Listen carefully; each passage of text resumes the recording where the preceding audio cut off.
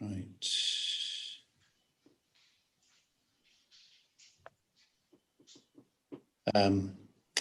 Before we formally start the meeting, I will go to each councillor present in turn and confirm that they can hear or be heard, and be heard.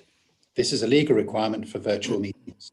Where practical, please also have your video switched on so that you can be seen by those in attendance and the public watching.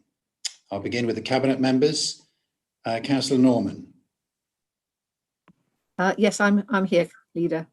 Thank you. Councillor Chowns. Yes, I can hear you. Thanks, Leader. Councillor Crockett. Yes, I can hear and see you. Thank you. Councillor Davis. Yes, I can see and hear you, Leader. Councillor Harrington. Yes, I can see and hear you. Thank you, Leader. Councillor Harvey. Yes, I can see and hear you, Leader. And Councillor Tyler. Yes, I can see and hear you, Leader. And support members, that's Councillor Jenny Bartlett. Yes, I can see and hear you, Leader. John Hardwick has sent his apologies. Peter Ginman. Yes, Leader, I can see and hear you. Thank you. Councillor Selden. Yes, thank you, Leader. I can see and hear you. And Councillor Watson. Yes, I can hear and see you. Thanks, Leader. And then group leaders or their representatives and scrutiny chairs. Councillor Terry James.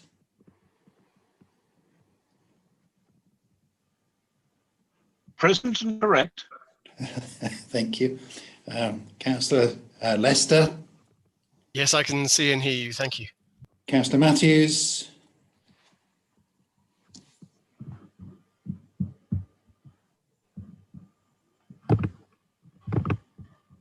Councillor Matthews, I know you're there, Bob.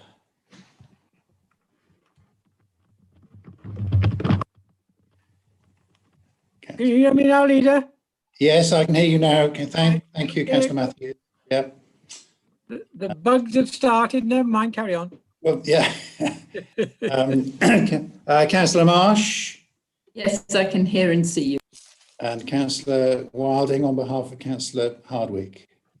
Yes, thanks, Leader. I'm here, can see and hear you. I don't know whether is Councillor Gandy with us or is Councillor Toynbee the sub? Yes, I'm subbing for Councillor Gandy. I can see you and hear you. Thanks. Thank you, Councillor Toynbee. And Councillor Swinglehurst. Thank you, Leader. Yes, I can see and hear you. Okay, we also have a number of officers attending who will be introduced as they're called upon. So thank you, and I will now formally open the meeting. There are a lot of items on the agenda. Just to give forewarning, the reason for there being so many was that we had a very busy agenda for the next 2 or 3 meetings. There have now some gaps appeared in the next couple of meetings. So if rather than rush the final items, it might be that we drop those and put them into the next meeting. If we can get through everything, great, but I don't want to be rushing anything as every issue is important. The agenda papers and other relevant information for this meeting are available for public viewing on the Herefordshire Council website. The Council is streaming this meeting live on the Herefordshire Council YouTube channel and making an official recording. To ensure that recording quality is maintained, please speak as clearly as possible and keep background noise to a minimum. Microphones should be muted when you're not speaking. Please ensure that mobile phones and other devices are turned to silent. Others are permitted to film, photograph and record our public meetings, provided that it does not disrupt the business of the meeting. As we move through the agenda, in addition to discussion by Cabinet members, I will invite group leaders or their representatives in turn to provide views and questions from their group on each item. Where appropriate, I will also call on scrutiny chairpersons to comment on behalf of their committee. If any attendee loses connection during the meeting will be paused to ascertain if the connection can be restored quickly. If it is not possible to recover the connection within a reasonable amount of time, the meeting will continue as long as a quorum of Cabinet members remains able to hear the proceedings and be heard. Voting will be undertaken electronically using the voting software within the virtual meeting platform. Only Cabinet members may vote. In the event that electronic voting is not possible to use, or there is a technical failure, I will ask each cabinet member by means of a roll call to indicate if they are for, against, or are abstaining. The results of the roll call will only be recorded in the minutes of the meeting where there is a requirement to do so. If a cabinet member has not been present for the whole of the discussion on an item due to technical failure, they should not vote on that item. So turning to the numbered items in the agenda, apologies for absence. Have any apologies been notified to the clerk? I have no apologies from members of the Cabinet Leader. As we've noted, Councillors Hardwick and Gandy are not present but have substitutes. Thank you. And I think Kerry Morgan is substituting for Chris Baird. So I'll move on then to declarations of interest. Are there any Schedule 1, Schedule 2 or other interest for items on the agenda today? I hear none. Thank you. Item 3, minutes of the previous meeting held on the 23rd of July. No matters of accuracy have been notified to the monitoring officer, so I will ask Cabinet members to confirm that they agree the minutes by an electronic vote. Please bring up the voting screen. Cabinet members, please cast your vote either for, against, or abstain. Please ensure you press submit after selecting the option for which you are voting. If you're unable to see the voting options, please accept the poll icon at the bottom of your screen. Can I have confirmation of the voting number? I haven't got the voting screen. Has it come up? No, I haven't got it either, Leader.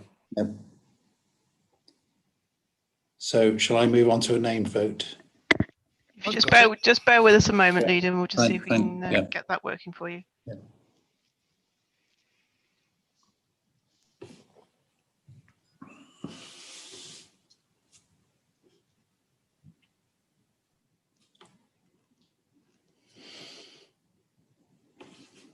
Okay, you done it? No, it came and went. Yeah. Not enough time to press it. Came and went. We've got to be a bit quicker. Yes. Still up on mine. Pay attention, everybody. Come on.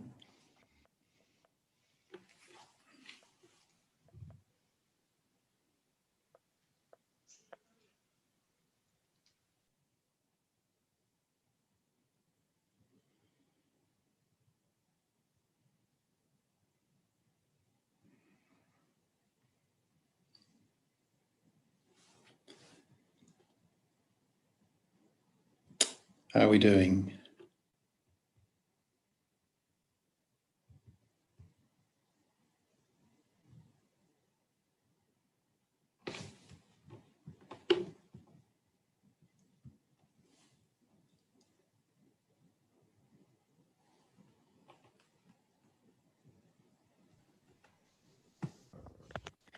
Claire, can I suggest we go ahead with the name vote? Exactly, Leader. I was just about to explain that, and we'll try again with the next item. Oh, no, here we are. It's still there. So if you press whichever you want and then submit. So just to confirm to members, this is members of the Cabinet for, against, or abstain. And does someone have to explain how many we have? No? Okay.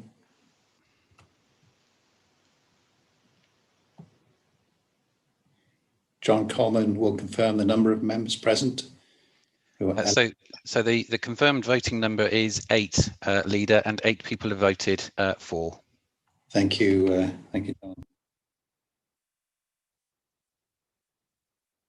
Moving. Yes, thank you. Showing the results.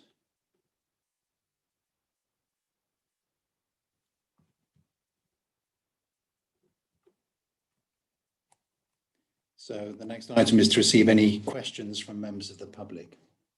Members of the public continue to have the opportunity to submit questions to Cabinet in writing ahead of the meeting. We have received one question for this meeting and a response has been published. I believe there are no supplemental questions. Is that right, Sarah? That's correct, Leader. No supplementary questions been received. Okay, thank you very much. So the next is questions from councillors. We've received 3 questions and responses have been published. Again, those councillors who have submitted questions have the opportunity to submit a written supplementary or to send an audio or video recording or to join the meeting to ask their questions live. I think the first question was from Councillor Watson, who is present, I believe. Yes, I think.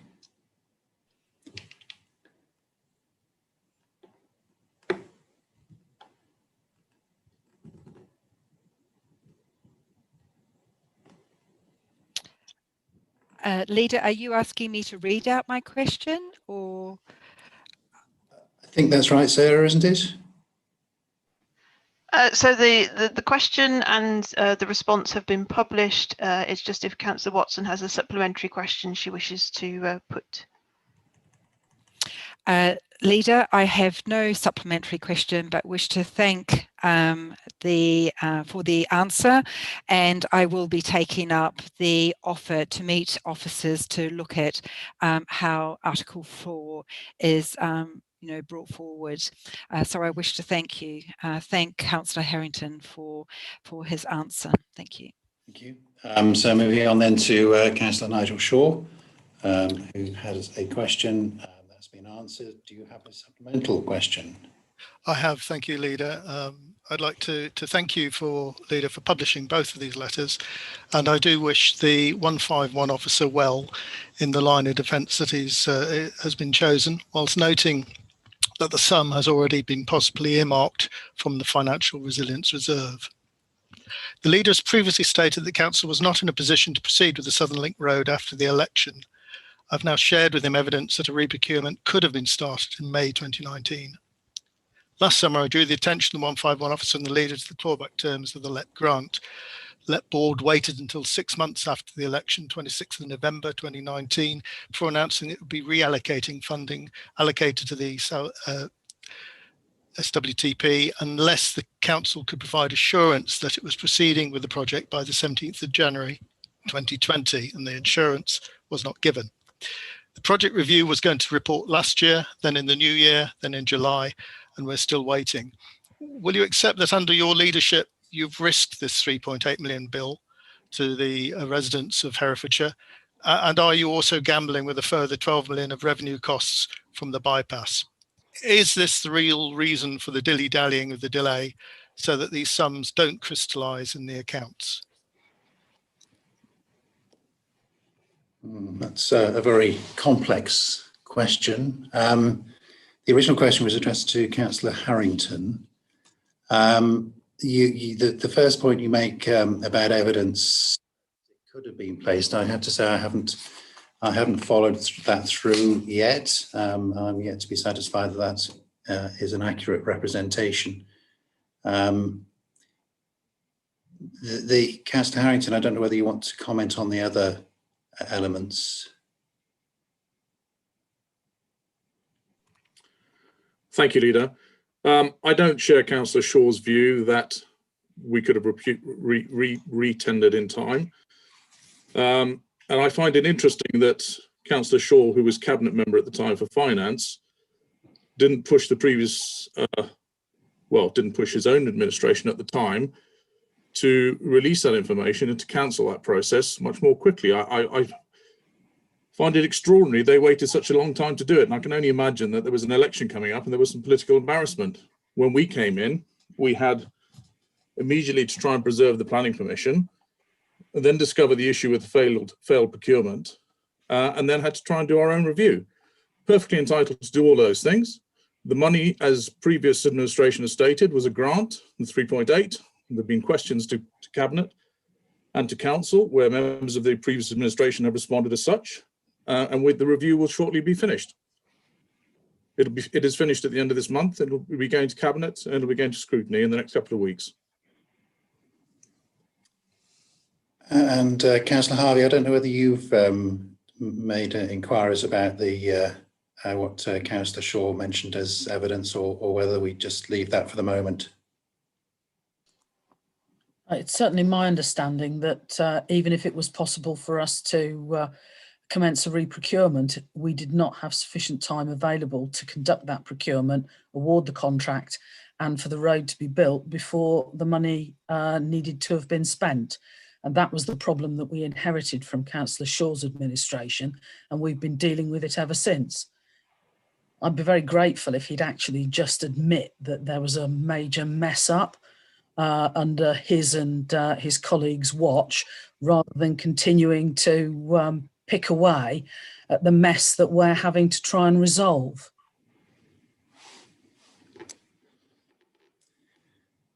Thank you.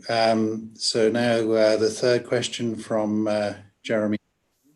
Councillor Mill, I don't know whether you are present. I am indeed present. Thank you, Leader. Yes, my initial question concerned Appendix 7, which is the environment scorecard, where data provided by the intelligence unit is corralled, but it is rather narrowly defined as being the natural environment. And so my plea really was simply to ask for data on the historic environment as well. The question was not answered, instead of which I had a question answered about which seemed to suggest that I was questioning the professional performance of our officers in planning and conservation, which I was not doing. And I just want to reassure any of them, if they happen to be watching, that I have the highest regard for them. So my supplementary is simply a restatement of my initial question. Can we look at having recognition of our stats on how we're performing in terms of our stewardship of the historic environment? I mean, for example, we've got 64 conservation areas, but no real understanding of their condition, whether they're declining, whether they're improving. Okay, so Historic England records basic data on those at risk, and for example, those of Kington and Ross are at risk and in declining condition. But it's simply a county-wide, a slightly more subtle assessment of how we're doing for the historic environment in that scorecard that it was a plea for. Thank you. I don't know, Councillor Harrington, whether you wish to respond to that. It was actually sorry, Councillor Harvey. Sorry.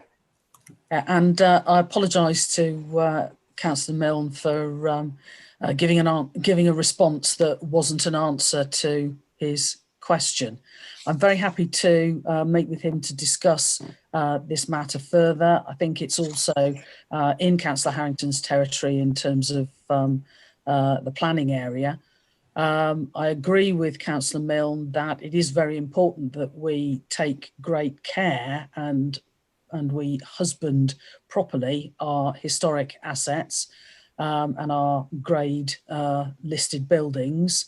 And I also agree that it's not presently clear that we have a sound understanding of their current condition, or indeed clear on how we might measure how well we're looking after them. So all of those questions I'm very happy to explore further, and happy to meet with Councillor Milne to start the process.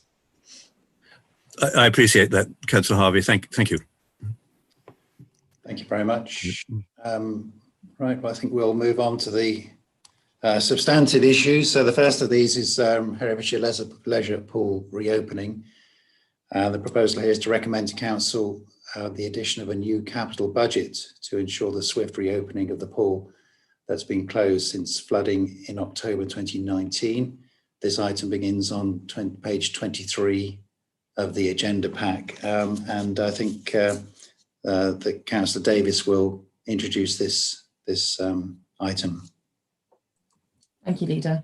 Yeah, you'll have seen the report that's included in the agenda pack around the reopening of the Hereford Leisure Pool, which has, as you said, been shut since the floods.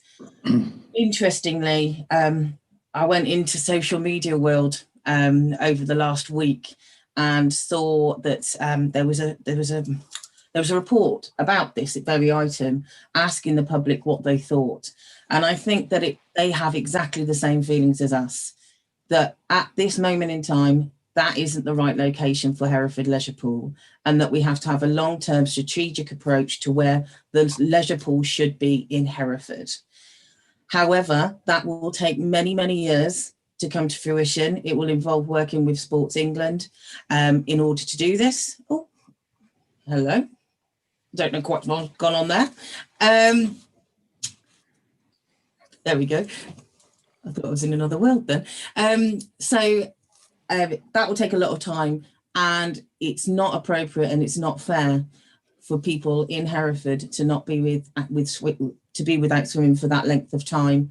We know that swimming is one of the, and I will steal Councillor Harvey's statement, a 0 to 99 year old activity. Obviously further if you want to go further on, and it's where all people of all abilities are able to take part. And certainly some of the anecdotal things I've heard from people is that those suffering from arthritis haven't been able to go swimming and they can't do other activities. So for me, yes, there has to be a long-term strategic approach, but right now this is the right decision. So my recommendation is that we go ahead with this, with allocating this money to be able to do the repairs. I would like to say that there is a further recommendation that's not within the report that needs to be in there. So there is it is that we need to have a delegation within that recommendation. So I will be asking that subject to the decision taken at council confirming the changes to the capital programme, the Director of Economy in place be authorised to take all operational decisions to progress the essential works required at the Herefordshire Leisure Pool. I'll open it up. I don't know if the report author is here or whether it's Andrew that's presenting, but feel free to add in anything else. Yeah, so I don't know whether Mr. Lovegrove or Josie Rushgrove wish to comment, add anything? Thank you, Leader. I have nothing further to add. Okay, thank you. Okay, any questions from members of the Cabinet first? Pauline, Councillor Crockett. Thank you, Leader. Councillor Davis. Yeah, this is a really important issue. This pool has a social value as well as, you know, a health value, physical health value. So it's a well used and important facility. We can't afford to buy to build a new pool somewhere else at the moment. So we need to get this going as soon as possible. I just wondered if there were any other further flood alleviation measures that we could initiate as soon as possible, because this has happened now twice in 6 months. So, you know, we've got to be really prudent with our money and make sure that this work is being done to support the facility. Yeah, absolutely. Andrew, I wonder if you could just clarify with regards to what the insurers, so the insurers have to agree to insure the building, and they won't do that unless we've taken specific measures. So I think Andrew might be able to detail what those are. Thank you. Yes, in terms of the arrangements with the insurance company, they will carry on insuring the building. They have provided us with a schedule of work that needs to be done, and this paper here is seeking the funding to get that work done. So we complete this work, they are then happy to continue the insurance cover for the centre. But I think, as has been previously mentioned, we cannot rule out the potential other flooding issues that may happen in that area, but we've done everything we think is practical to make the centre as flood-proof as possible. Councillor Norman. Thank you. Yes, just to support the points that have been made already about how important it is. I don't know what's been happening to children and their swimming lessons, but it's possible they actually haven't been able to have them because of the pool being closed. And that is absolutely vital that is reintroduced as soon as it possibly could be. And also just to say that from in Leominster, we were without our pool for a very long time. It was closed almost overnight, and we were left without a pool for a really long period of time. And eventually we got a wonderful new pool, partly because of massive fundraising on the part of the local community, who really showed how much it mattered to them and made an enormous effort to ensure that it was more than it would have been if it'd been just left to the council. So really support this. It's very important that Hereford has its pool. Thank you. Councillor Tyler. Yes, thank you, Leader.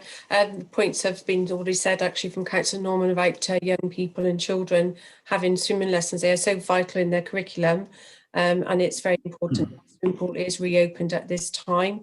My only issue is the flood alleviation around the swimming pool and the protection of it for its future use. So if that is already being looked into and consider our insurance purposes, then I would happily like to support this recommendation. Thank you. Thank you. Councillor Harvey. Thank you, Leader. I'd like to draw a Cabinet colleague's attention to paragraph 9, where we are given some assurance that if these repairs are undertaken, then the way in which they will be delivered will ensure that the electrical power supply to the pumping system is out of harm's way as far as potential flood risk is concerned, and will be able to continue to operate to keep the building pumped out. I'm pleased to see that. I mean, this is a large sum of money that we're having to spend to bring the swimming pool back online. I acknowledge, as other colleagues have done, that it's a really important facility across every age group. Particularly useful for people with mobility problems to be able to exercise in the water where they are supported. Good for well-being, good for physical and mental health. Supportive of doing this. However, I would like to suggest that there is also a recommendation that a new location for a new pool is something that is placed on the to-do list for the update of the core strategy, so that we can actually have some assurance that in making this repair, we are actually developing a plan B, so that we've got a future leisure pool to be planned that will be in a location that's less liable to flooding and will be able to serve the residents of the city and the wider community for future years. Thank you. This is for Claire Ward, really. Claire, there's been a second recommendation for an amendment. Do I have to ask for a seconder or wait until the end of the debate? I suggest we wait to the end. I've taken a note of it, Leader, so I can take you back to that. Thank you very much. Councillor Matthews, I appreciate you put your blue hand up. Normally take you in succession for the group leaders, but I just want to make sure you haven't got a particular issue you want to ask a question at this stage. No, it's fine. Carry on, Leader. Okay, thank you. So Councillor Davis. Yeah, I just wanted to come back with Councillor Harvey's recommendation. More than happy to put that in as well if we're doing that as a further recommendation. I think that Councillor Crockett, Councillor Norman, Councillor Harvey and I have been involved, and Councillor Watson have been involved in the regeneration, well, the restart of a leisure strategy. And I see this as absolutely essential as part of that strategy. So I think if we can encompass that into a recommendation that it's included within the core strategy and that the leisure strategy includes it as well, I'd be more than happy to do that. I just wanted to come back on something that Councillor Kenyon had done in the consultation document about asking for a slide to be added. I think if we can include that in the future plans for the new one, I think at the moment the most important thing is to get this swimming pool open. Thank you very much. I've got a couple of questions. So the first is, this is a large sum of money. We are satisfied, presumably, that it's gone out for quote. I note the fire alarm replacement is £172,000, which strikes me as an extraordinary amount of money. So if we could just have some assurance that this is all, properly quoted for, and we're absolutely sure we need to do all this work. The second element is, of course, we're hoping to find somewhere in the budget to pay for this, but the alternative is to go for prudential borrowing. We haven't debated whether that's appropriate or not, but I think our view would be that we need to get it done. And we need to find the money somewhere, and if necessary, it will be prudential borrowing, but we don't want to get into the habit of just thinking, oh, well, we can borrow long term. So, and Andrew Lovegrave, do you want to comment on those two, and then I'll go to the group leaders. Thank you, Leader. In terms of is the work needed, the expert advice we've had from our own consultants and the people employed by the insurance company make it very clear. You mentioned the fire alarm system isn't cheap. I think we all recognise that. This is actually making sure that we're fully compliant in terms of the fire detection system in the building. I think we can all recognise that that is an important thing for what is a public building with large numbers of public in at the time. It's an extensive system, so it has quite a large cost on there. So all the due processes have been followed to ensure that these things have been procured and we're getting the value for money that we require. And so I can ask a supplemental question. So how much of this is possibly due to previous poor maintenance, in that we're not going around our estate to check what needs doing and have a long-term plan? Or maybe we do, but I don't note that. Could this have been prevented, or should it have been reserved some time ago because everybody knew it was going to come up? I'm just thinking of planning ahead for us. It's not the first time that we get these surprises. These are large, complex public buildings that are not in their first flash of youth, as it were. So there are continual ongoing maintenance programs and challenges for it. And what's happened in terms of this building, there are some repairs that are being done that if the building hadn't flooded, we would probably have done in a couple of years' time. But the flood has exacerbated the problem and has probably driven us to a point where we just need to replace it. So, for example, the fire alarm system has been maintained and was serviced all during the process, but there was water damage to the fire alarm system. I know that sounds rather strange, but because the building flooded, a lot of the things, the sensors, the wiring, all those sort of things have failed because of that. So that's why we're replacing it.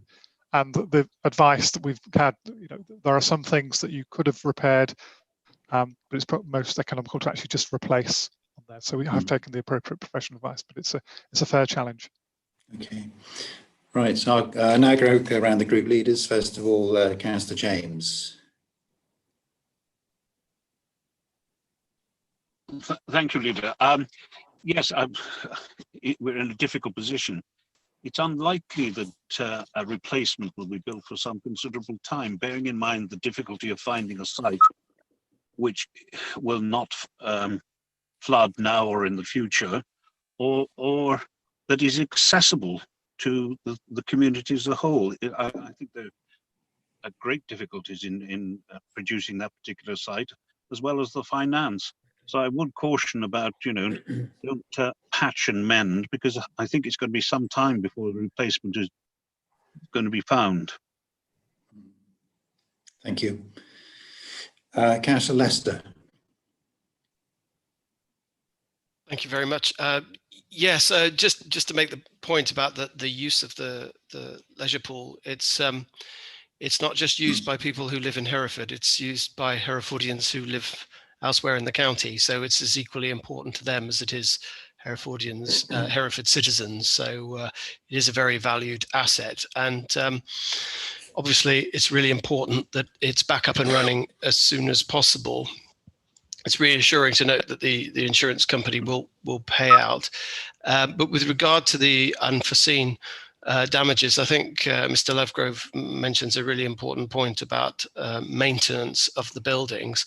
And my query from our group is that is there a certain amount of responsibility that the tenant has for ensuring that the checks are being carried out to make sure that there aren't any problems?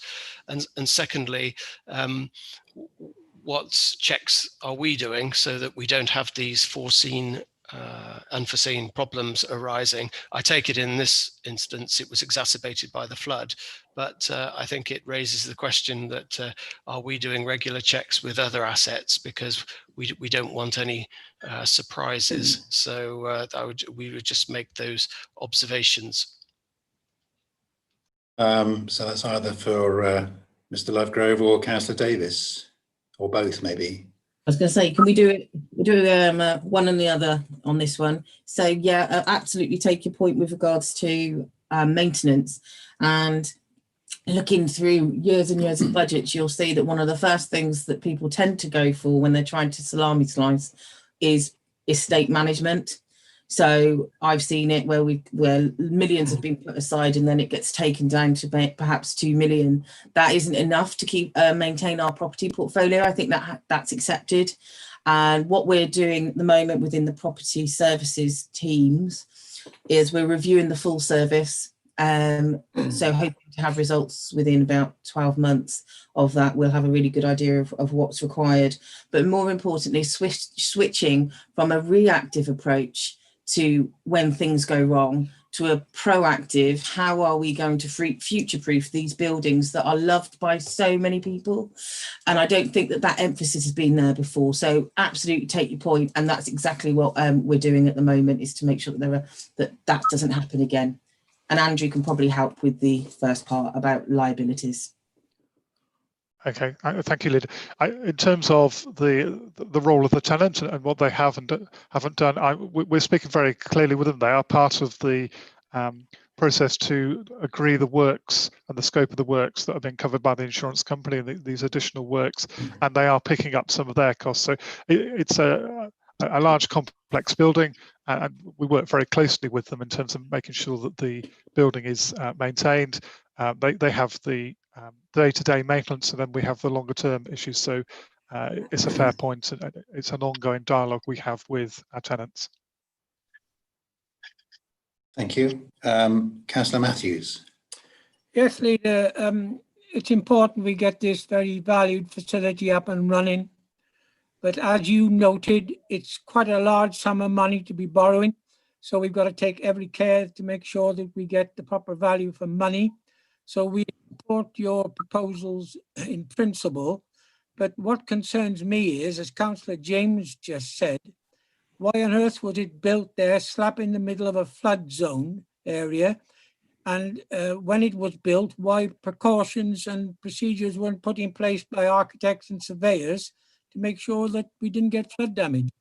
And so once again, a little bit of foresight for the future would have been valuable at the time. Thank you.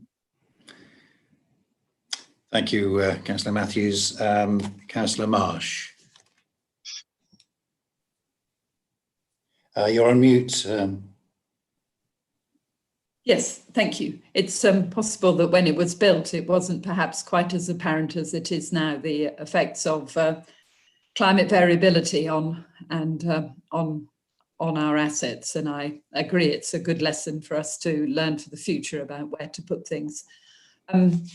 Yes, like most people, the Greens both wanted to say that it's a very important facility and is, although not well situated for floods, is very well situated for people being within walking and cycling distance from it. So it is in that way, a very inclusive and easy to access, which is excellent.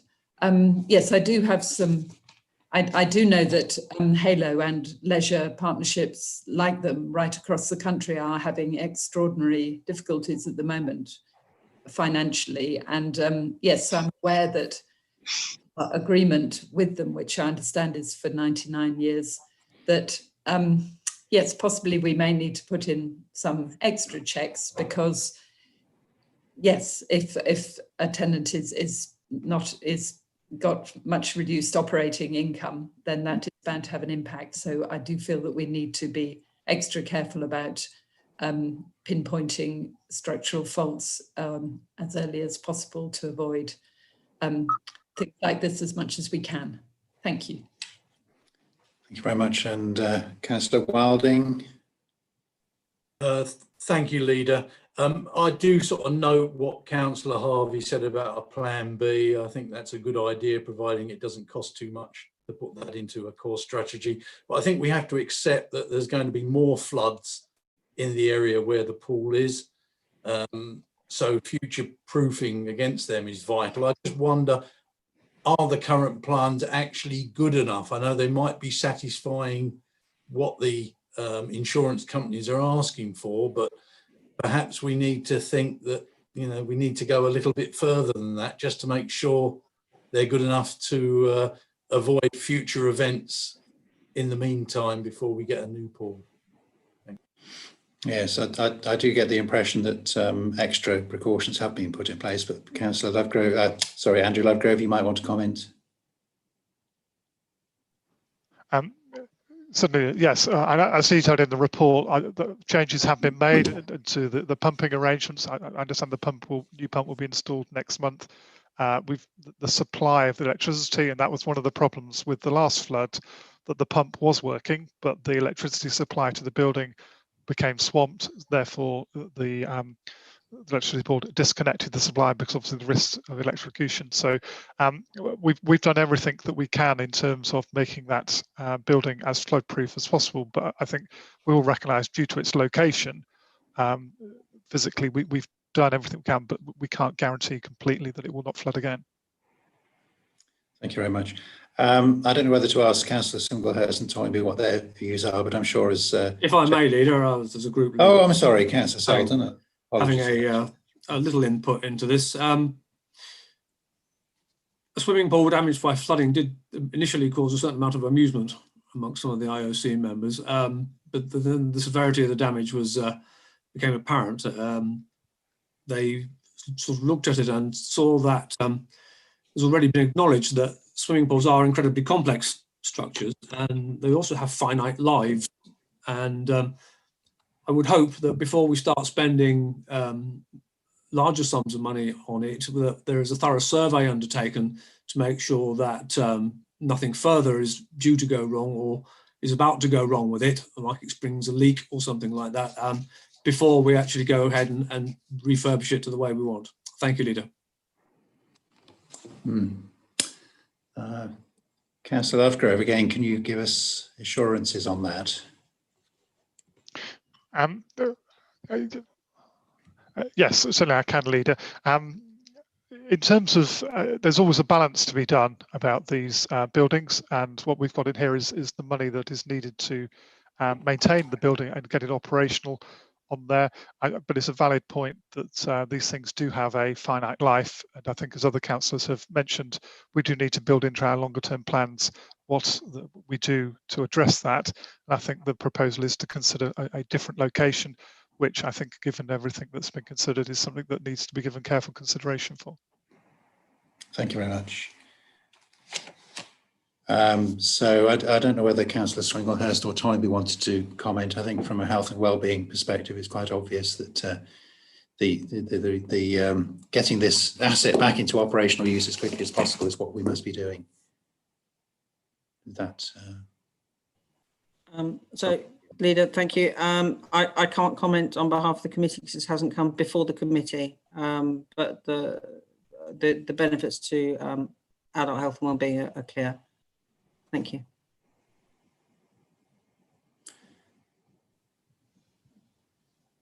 Councillor Toynbee? No. Okay. Any other observations from the Cabinet? I see none. Leader? Leader? Yes. Sorry, Councillor Chance. Yes. I've had a couple of brief glitches, which means my blue hand got automatically removed. So I didn't get my slot earlier.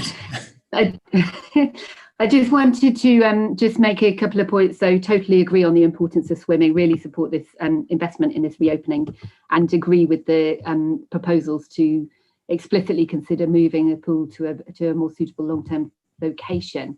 I think a couple of other speakers have highlighted both the fact that the works that will be done are going to be future-proofed as much as possible to avoid kind of, you know, this sort of problem in the future, but also the broader lesson from this, which is that we're facing increasing frequency and severity of extreme weather events. And I think the broad point that I'd just like to get reassurance from, perhaps from the Section 151 officer, is that these increased risks from climate-related extreme weather events are going to be explicitly kind of taken into consideration in future decisions, so that we do future-proof, so that we perhaps make different investments now in order to minimise the risk of this sort of problem arising. So we don't, as Bob Matthews said, you know, build a pool in a place that might turn out to entail increased cost in the future. Could you just comment on that, perhaps? Leader, yes, I'm very happy. And I think that there are two elements to that, the question on there. In terms of the longer term positioning of the council, the medium term financial strategy will be coming back through to Cabinet along its way to council. And we've already given undertaking that we'll make sure that that is much more explicit about the impact on the environment. The county plan is very explicit on that, and the delivery plan that is coming through. So all of these things will be aligning in that strategic documents that are coming through to the council. And the other element of that is in the day-to-day decision making of the council. And I think that is something that we do need to be very clear about, the environmental impact of decisions that we take, and it needs to ensure and flow through to our risk assessments that we're going through to make sure we're picking up the risks and understanding the dynamics that are in play. Thank you very much. I was interested in Councillor Marsh's comment. Hoople, I think, have been able to keep going, not Hoople, Halo have been able to keep going because of the furlough scheme. And the Chancellor's announcement today of continuing that in a slightly different format will actually help organisations like Halo to continue employment and continuing to provide the services which they provide to us. So I'll now put the recommendations to you. Claire, do you have additional wording you want to? Leader, yes. In the paperwork, you've got recommendation A, which is the recommendation to council for the budget allocation. There's then a proposal from Councillor Davis for delegation to an officer to procure and undertake the necessary works. And there is then a recommendation from Councillor Harvey, I would suggest amended by Councillor Davis, which is that the review of the core strategy and leisure strategy considers location of a leisure pool in Hereford. If you can just ask for seconders to those two proposals, please. Do I have a seconder? Councillor Crockett, thank you. I'll now ask members to vote, Cabinet members to vote on the recommendation. If you could bring up the voting screen, please.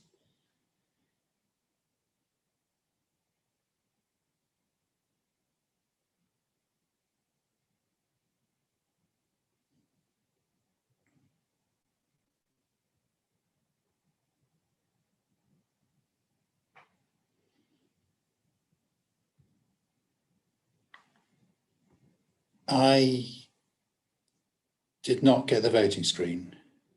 Did everybody else get the voting screen? Leader, if you... Thank you. Yeah, I got it now. Thank you.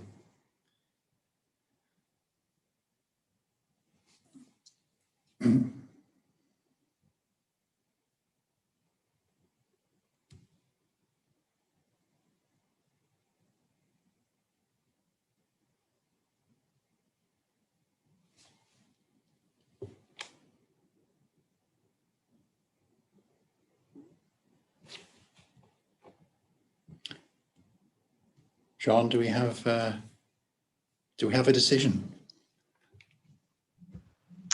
Leader, only 5 of the 8 have cast their votes so far. We are unanimous for approving. I don't know if you want me to relaunch. Claire, what would you advise? Currently, we have 6 Cabinet members have approved. That is a majority. Okay. Fine. So we'll move on then to, thank you very much for that. We'll move on then to the next item, which is the major contract performance review. And again, this is Councillor Davis. Thank you, Leader. I'll hand over to Andrew very shortly to outline the contents of the report. It's really excellent practice to review contracts, especially when they're as big as the BBLP contract, public realm, and property services now. It's really good practice to be able to review them. I made a promise that I would look at the BBLP contract when I became Cabinet member for contracts. And part of that was about ensuring that we were achieving value for money for all of our residents. The only way, in my opinion, that I could have done that is by having an external audit to come in and look at the contract as afresh and tell me what needed to be done. Years and years of austerity has completely, as you'll see from the report, completely reduced the amount of staff that we have specifically in technical services. And the report, one of the recommendations is that we increase this technical services. I cannot stress how important this is. It allows us to be able to not rely on our contractors to advise us all the time on what technical requirements we need. It means that we can have constructive tension within the contract. And I believe that now, if we can take on board all of these recommendations from the audit report, that we will be able to achieve value for money. One of the things that I would want to point to is that there is a typo on the date, and I believe it is at number 14 in the so it said build technical knowledge within the council, and it said public contract, the public realm contract expires in November 2020. I think that's meant to be 2024. Andrew, if you could just confirm that. But I'll hand over to Andrew so that he's able to do this. But I think our lesson in doing our major review is that we can never stop improving the performance within our contracts. Thank you. Yes, that is the small typographical error that we just need to correct, replacing the with 2024. As Councillor Davis has said, that we've carried out this review. We've used a number of external partners to help us do this. And you're seeing a report for myself where we've consolidated all of the feedback that we've had on there. The advice is that the contract we have for the contractor is a good one, and the contractor is good. This is just about fine-tuning how we can improve our performance. And as Councillor Davis has said, performance improvement is an ongoing continual process. So this is just a part of that step along that way in terms of making sure that we get the best out of the contractor and the best for our residents, but also recognising that the contractor, is a company that has its own needs and things it needs to address. So it's achieving that balance between there. In terms of the next steps, we're in the process of preparing an action plan or an improvement plan, very much to ensure these things are delivered and are worked through to ensure that we've got the best possible performing contracts that we can have for the county. Thank you, Andrew. Okay, well, I'll open it up for any other comments from the Cabinet.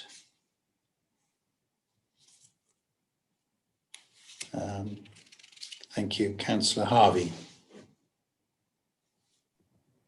Yes, thank you, Leader, and thank you, Councillor Davis, for getting this external review undertaken. We have already had a previous external review actually looking at the contract itself in terms of whether it's a good contract, and have received assurance that it is a good contract of its sort and has the flexibility and the scope within it to deliver us a good service and a good long-term partnering relationship with contractor Balfour Beatty. We need to be a good customer, and clearly this report is identifying areas where we can improve in that regard.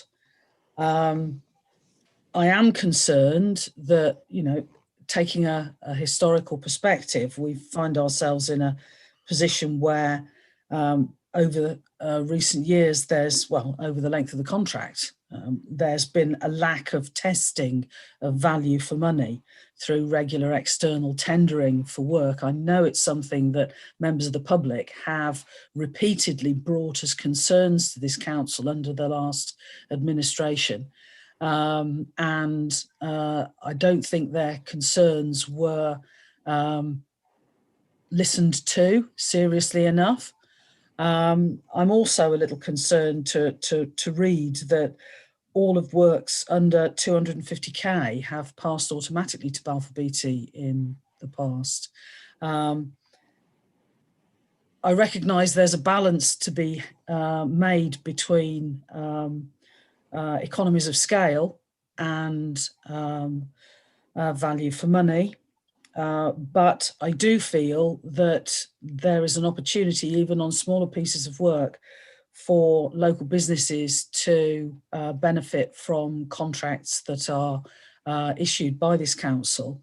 And I would hope that there is greater scope under the work that's going on under Councillor Davis for taking forward both progressive procurement and contracting for social value, to see that more of the council's contracts are available to be tendered for by local businesses, and for the money therefore to cycle much more tightly in our local economy.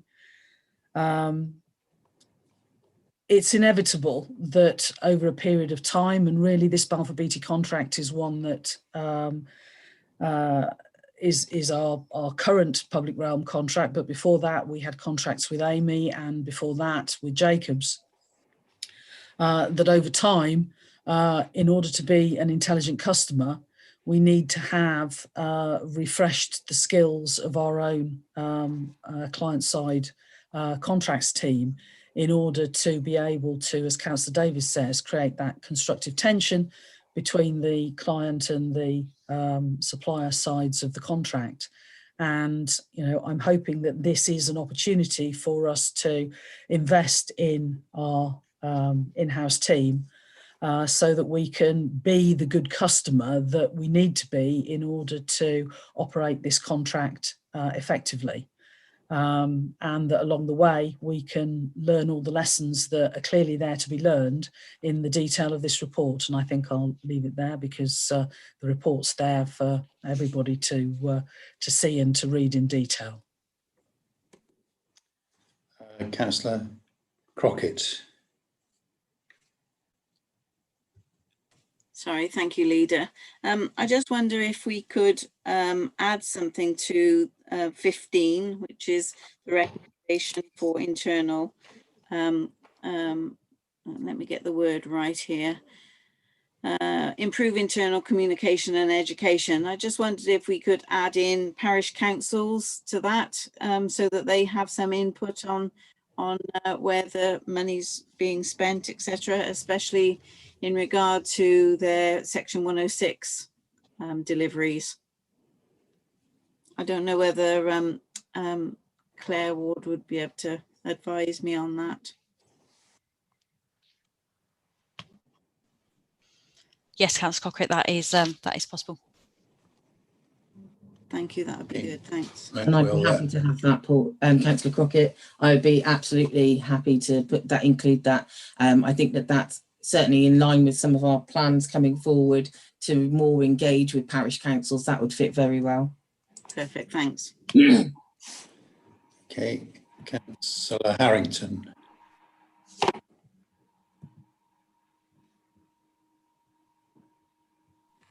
Thank you. I'm sorry, my reception's a bit poor, but I'll do my best. Just in relation to what Councillor Crockett had just said, I'm hoping that the recommendations made by the auditors that we hope to adopt will mean that capital projects, which include Section 106 projects, will be considered more readily across the board, rather than using our framework agreement with Balfour Beatty's. But it doesn't hurt to write that explicitly somewhere, I'm sure, in the documents. I'm disappointed that it's taken us so long. As a cabinet member with responsibility for the public realm, but not the contract, I'm disappointed it's taken us so long to have a really good review of this service that we receive from Balfour Beatty. I think the review and the audits have shown that actually they're a perfectly acceptable civils company, and the contract is quite good. But for whatever reason, partly I suspect due to austerity and resource, but perhaps due to other reasons, we have not necessarily been the most intelligent client, and actually in a sense we are letting our contractor down in that respect. So I'm very glad to see these recommendations. I think this work should have been done much earlier in the contract. Can I just seek some assurances of when the recommendations might be put in place and an update provided to us, please, Councillor? Hi, Andrew, could you give an update on that? So you've mentioned the action plan, how long it'll be for the action plan to be written. I understand that then that will be shared with Cabinet, but is there a possibility of it coming back to Cabinet maybe in 6 months so that we can see an update on where we are with because I think it's a significant action plan that the public will be very interested in. Certainly, Councillor, and it is a comprehensive action plan that we're preparing and producing, and clearly there are a number of dynamics that we need to ensure that are fully included within there. I think it would be a very sensible recommendation for this to come back to Cabinet at an appropriate time frame for you to monitor progress against it and to be assured that things are happening and changing. Okay. Mr. Lovegrove, you mentioned, I think, in this report that it will be sort of cost neutral. We're sort of we're increasing the internal resource, which to me strikes me as being an expense. The benefits are perhaps quite a little bit difficult to quantify because we're hoping to probably get better value for money. So things might cost a bit less, or they might be done a little bit better. How have you juggled the equation to show it will be cash neutral? What factors have you taken into account, and how confident are you that we're not going to end up with a heavier bill for people? Leader, that's a very valid, very key question. In terms of ensuring that this is cost neutral, clearly there will be quite a lead time in delivering the things in the action plan. So in the shorter term, there will be a little bit extra cost to put in place the changes we need to make. But also, I think as the report says, and councillors have mentioned, this is about ensuring our staff skills they're very match fit. So part of the arrangements will be ensuring that our people have the right skills. And as the report mentions, there are already some vacancies within the staffing structures, so it's making sure that the people we recruit and bring in that are included in the base budget have those skills and expertise. So it is a large, complicated project with the large items of capital and revenue spend. But as you say, if the outcome is very much that we get better value for money, the future works that we commission, then clearly that's going to give a considerable saving back into the taxpayer. Thank you very much. Well, I'll go now to the group leaders, starting this time with Councillor Lester. Thank you, Chair. Just I think the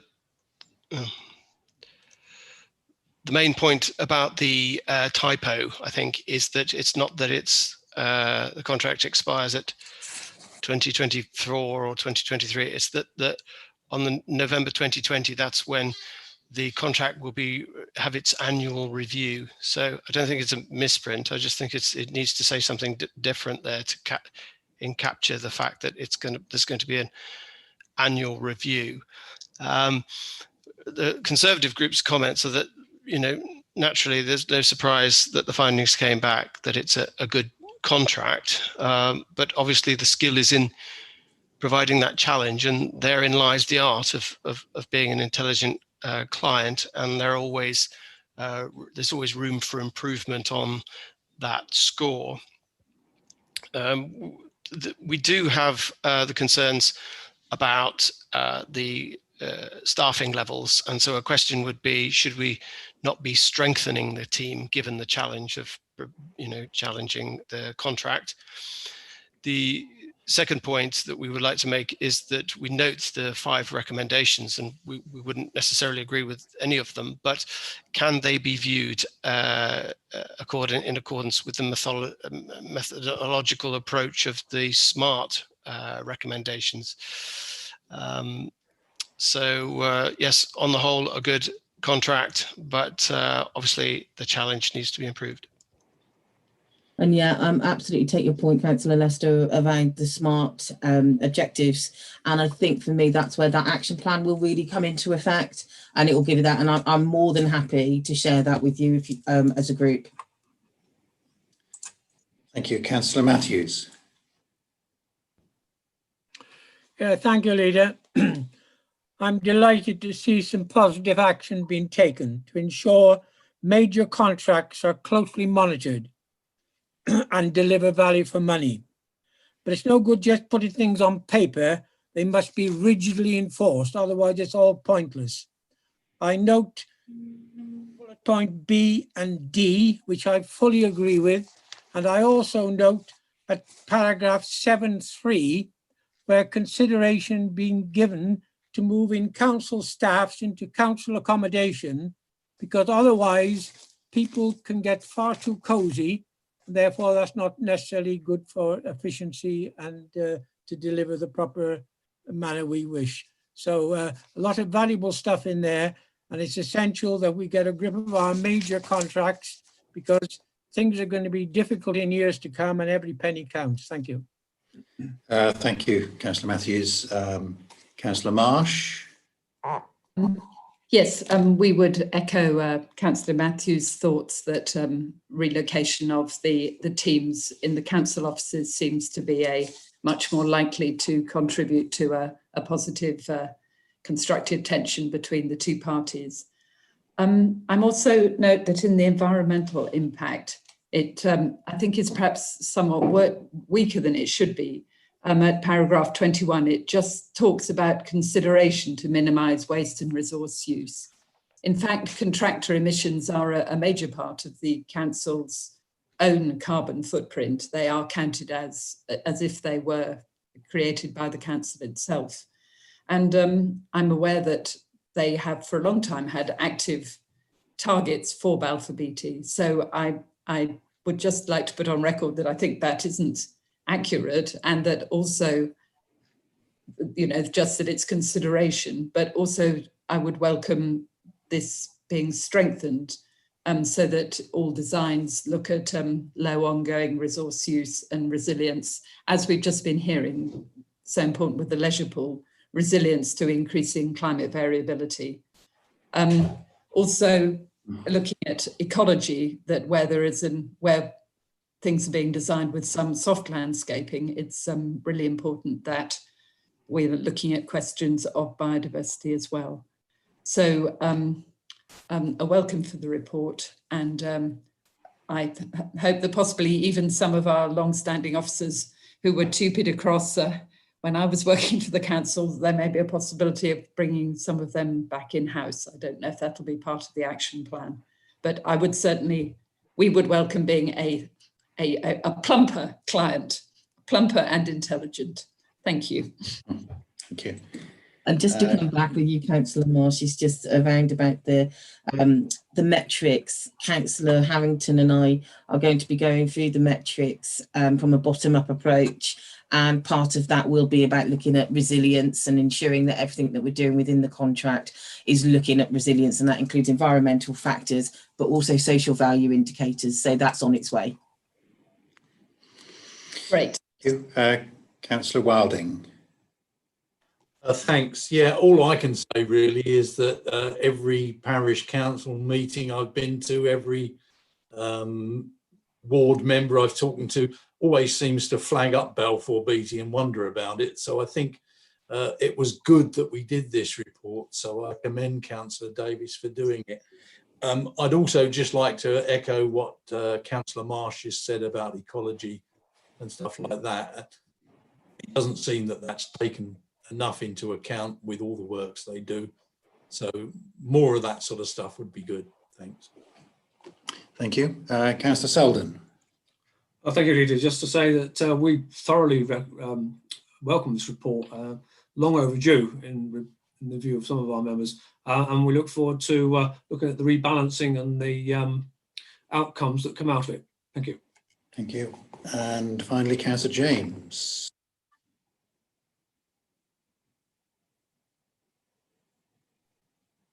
Thank you. I find myself as co-host for some reason. I'm not quite sure why. Having to admit various people into the meeting, but I don't know how that's happened.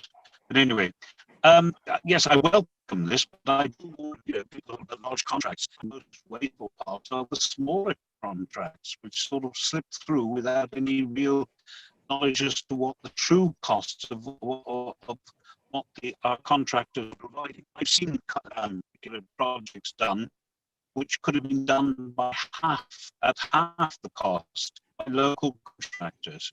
So, you know, anything that can reduce the cost that we're paying at the moment, it may be a good contract, but a good contract for whom? The public are very concerned about. They see day to day what's going on with our contractor and are not impressed. And so I do urge that we get on with doing something of this. And oh, I think we might have lost Councillor James. Councillor Davis, did you pick up the essence of what Councillor James was saying? Yeah, I did. I think he was referring to ensuring value for money on some of the smaller projects. And coming up soon is the social value and progressive procurement, whereby we're looking at exactly that. So while we look, for example, we've heard back from businesses that when we put out contracts for tender, that smaller local businesses can't go for the big contracts. But if we broke them down into separate factors, they absolutely could. So that's one of the things that we're looking at, and also working really, really closely with Andrew and our procurement team in Rosalie Schultz to look at, are there easy ways for local businesses to enter into that procurement chain? So i.e., do we make the process a lot more simple? So there's lots of things coming up that should satisfy that need to get local businesses involved in our public realm contracts. Thank you. Any other questions or comments from Cabinet? No? Okay. So first of all, yeah, do I have someone who wants to talk?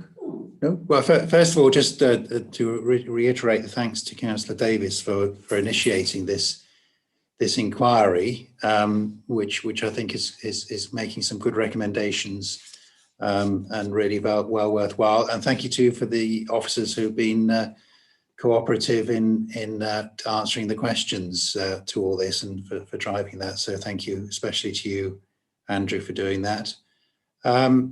This is about two things, I think. One is better value for the county, so in ensuring that. But I'd also hope that Balfour Beatty might rise to the challenge, that they might want to become an organisation where the people in Herefordshire say, yes, they're doing a really good job, because like Councillor Wilding and Councillor James, I do go to parish council meetings, and there's a lot of criticism of Balfour Beatty. So hopefully by managing this contract better between both the parties, we can actually get to a stage where there is better value, and Balfour Beatty are providing a better service where we are able to thank them for what they're doing in a wholehearted manner. So I do look forward to that. So I will now put this to the vote. Claire, you had two amendments.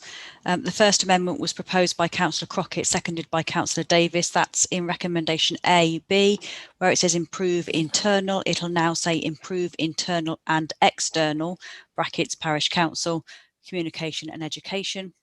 And then you've got a new recommendation B, proposed by Councillor Harrington and seconded by Councillor Davis, which is Cabinet will undertake a progress review in 6 months' time. thank you very much. So I just put those to the vote.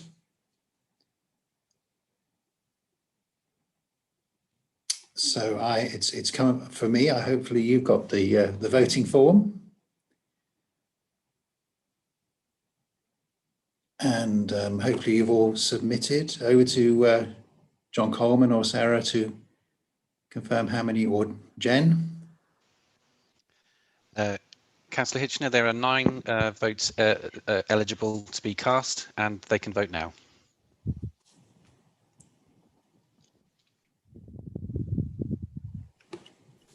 Nine or 8? Leader, there are 8 members eligible to vote, and all 8 members have voted in favour for those recommendations. Thank you very much. So I'll move on now to the next item, which is the quarter on budget and performance. I think we're doing quite well for time. So I'll probably change everything now. So Councillor Harvey, this is your item. Yes, Leader, and thank you. I was not expecting to be able to attend this meeting, so I'm glad that circumstances have changed and I'm able to be here to introduce this. I'm glad too, yes. Just to remind everybody and to make it clear, this is a review of performance for Q1 of 2020-21 and the budget forecast. So this always happens at this time of the year, where because of the way that we have our meetings, we end up reviewing the council's financial performance with a cut-off of the end of June, round about mid-September, and it feels like it's too long of a look back, but it's how it is. So everybody needs to bear in mind that this was the financial position back at the end of June, and things have moved on since then, both in terms of our understanding of our own continued additional costs associated with the ongoing pandemic, and also our and government's understanding of what level of support they're providing to local authorities.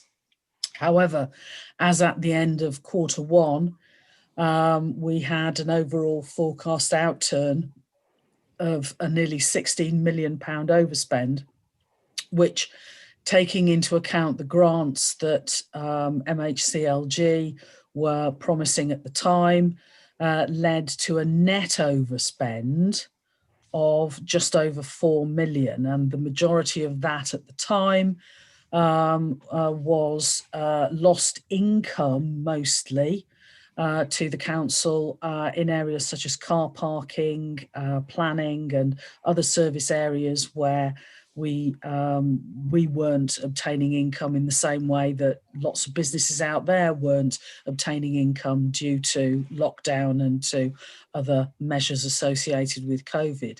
However, internal to the council, we're very grateful to the support that MHCLG and government continues to provide local authorities with.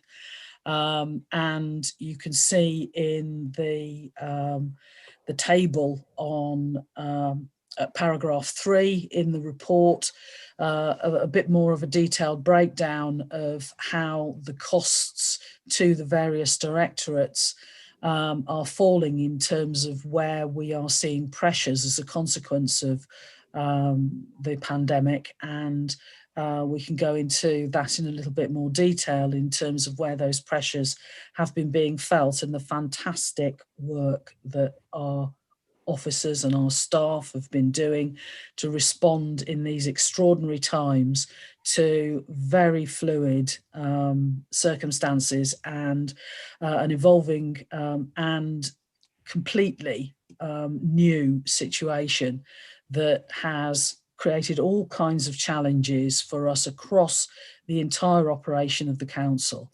And, you know, I'm sure that Cabinet colleagues are going to be paying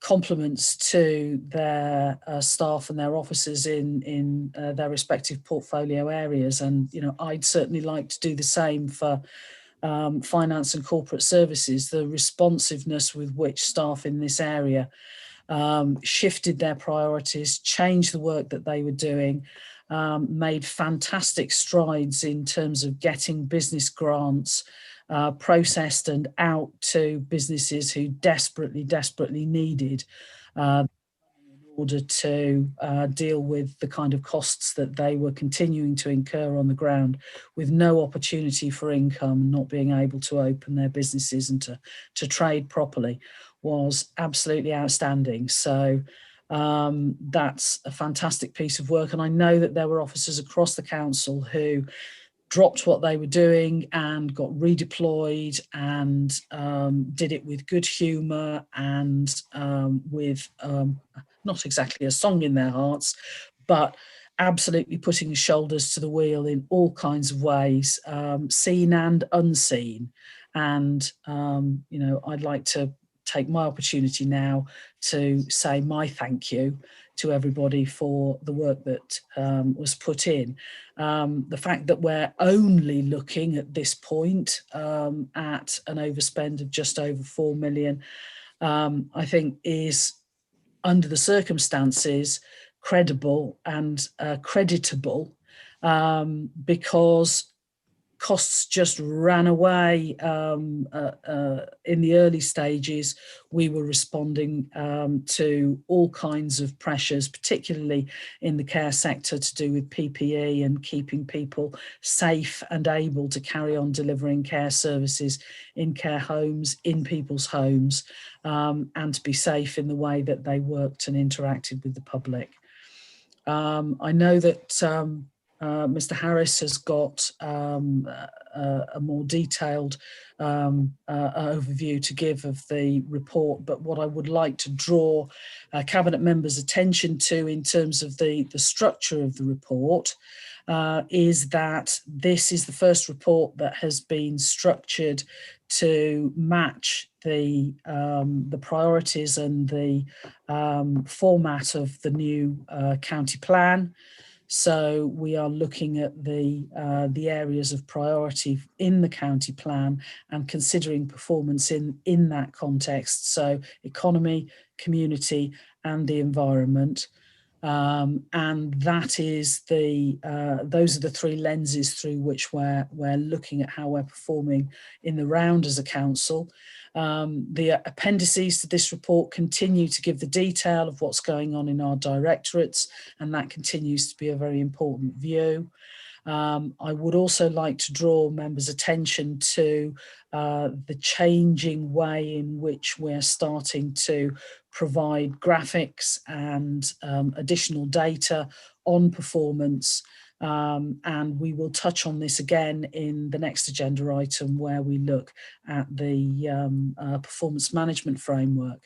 But I hope that the way we're starting to represent performance and the graphics that are provided in these reports are starting to provide some extra useful information and help people to interpret the detail quickly, particularly where we've included colour and graphics with shape to them. So this is a work in progress. Very keen for feedback on where you see opportunities for us to continue to improve on this. And I'll hand over to Paul Harris to give us a bit more detail. Over to you, Paul. Thank you, Councillor. I think you set out the main introduction to the report. As you said, the revenue position is reported at 15,919 million overspend. The detail of that can be found in Appendix 1 as to the kind of the line items as to where that is both under.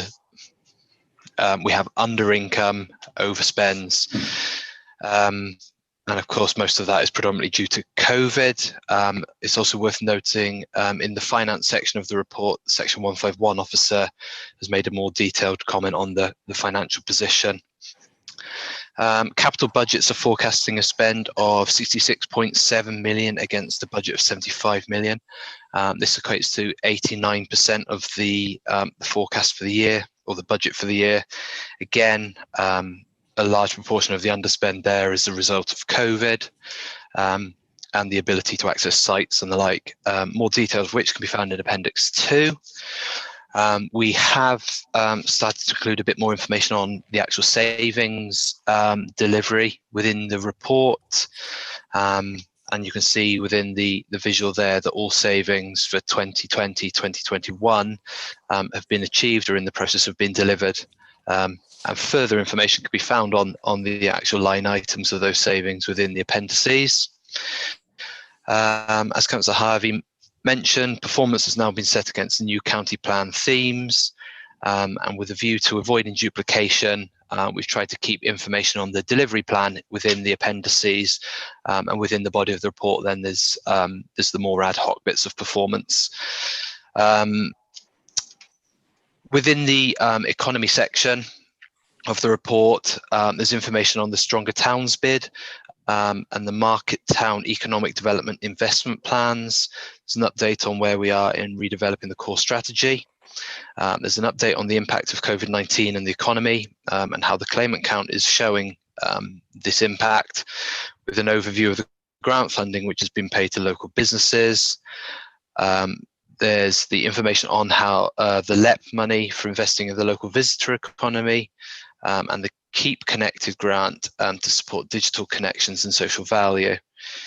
Within the community section, you'll find information on information and an update regarding the emergency discharges from hospital, and how that's been applied during the last quarter, an update on the delivery of the facility at Hillside, and how that's been opened within 7 weeks of starting work, information about our work on the infection control grant and supplying PPE across the county, talk community response, and Project Brave. There's also information in that section on improvements and changes within children's operational social work services, reconfiguration of family support services, and the update against the Signs of Safety programme for strength-based practice, and also an overview of what happened with the school services within the first quarter. Within the environment section, we highlight the fact that the carbon management plan was signed off by Cabinet in the first quarter, update on Storm Dennis and the fallout from that, including the property flood resilience scheme and repair works, plans and progress to reduce phosphate levels, the work to implement emergency active travel measures, and also progress around the waste management and recycling centres, sort of post-COVID lockdown. There is also information within the corporate section on redeployment, payment of business grants, which I think is somewhere in the realms of 56, 58 million, changes obviously to online governance meetings such as this one, and information on the emergency decisions and the number of those which have been made in the wake of COVID. Any questions? I'm happy to try and answer them.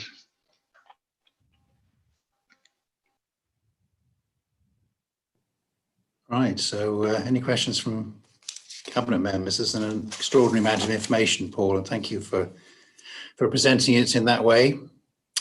Councillor Chowns.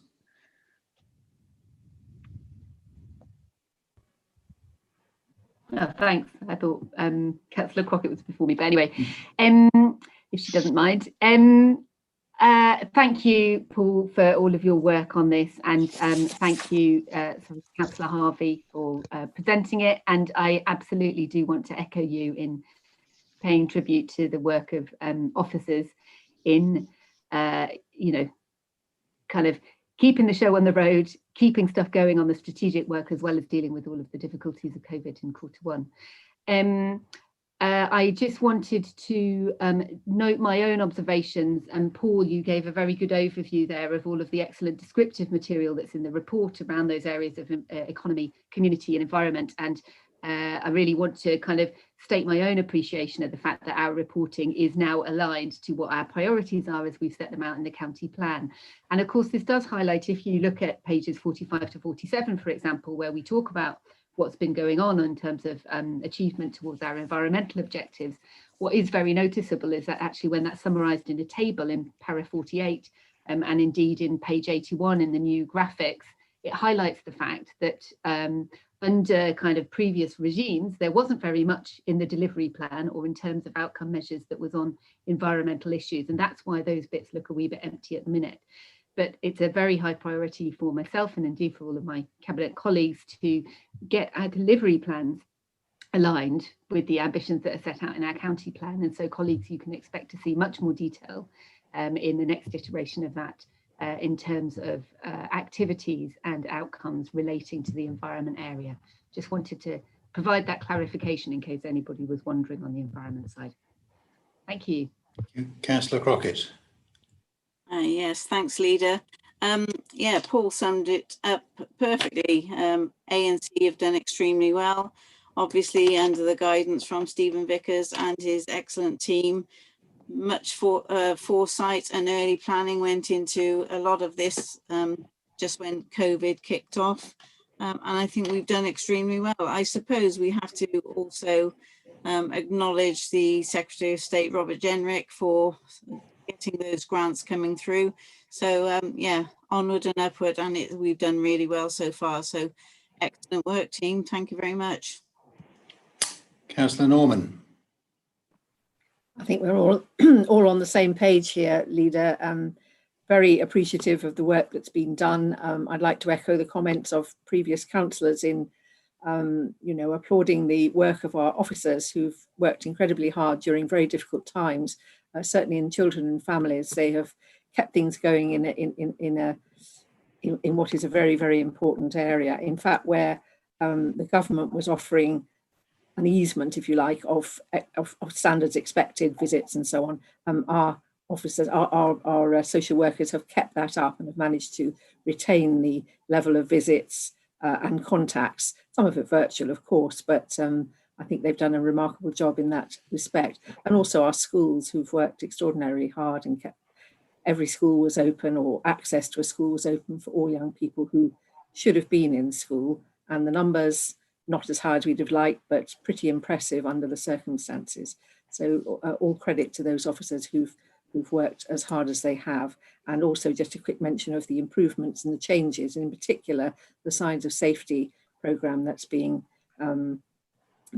taking place, and the training is in full swing at the moment to support families and look for the best possible futures and ways forward for them. Thank you. Councillor Tyler. Yes, thank you, Leader. I'd just like to echo the other Cabinet members as well. I'd just like to ask one question. There's no mention of the flooding that happened in February and the impact that had on the council at that time.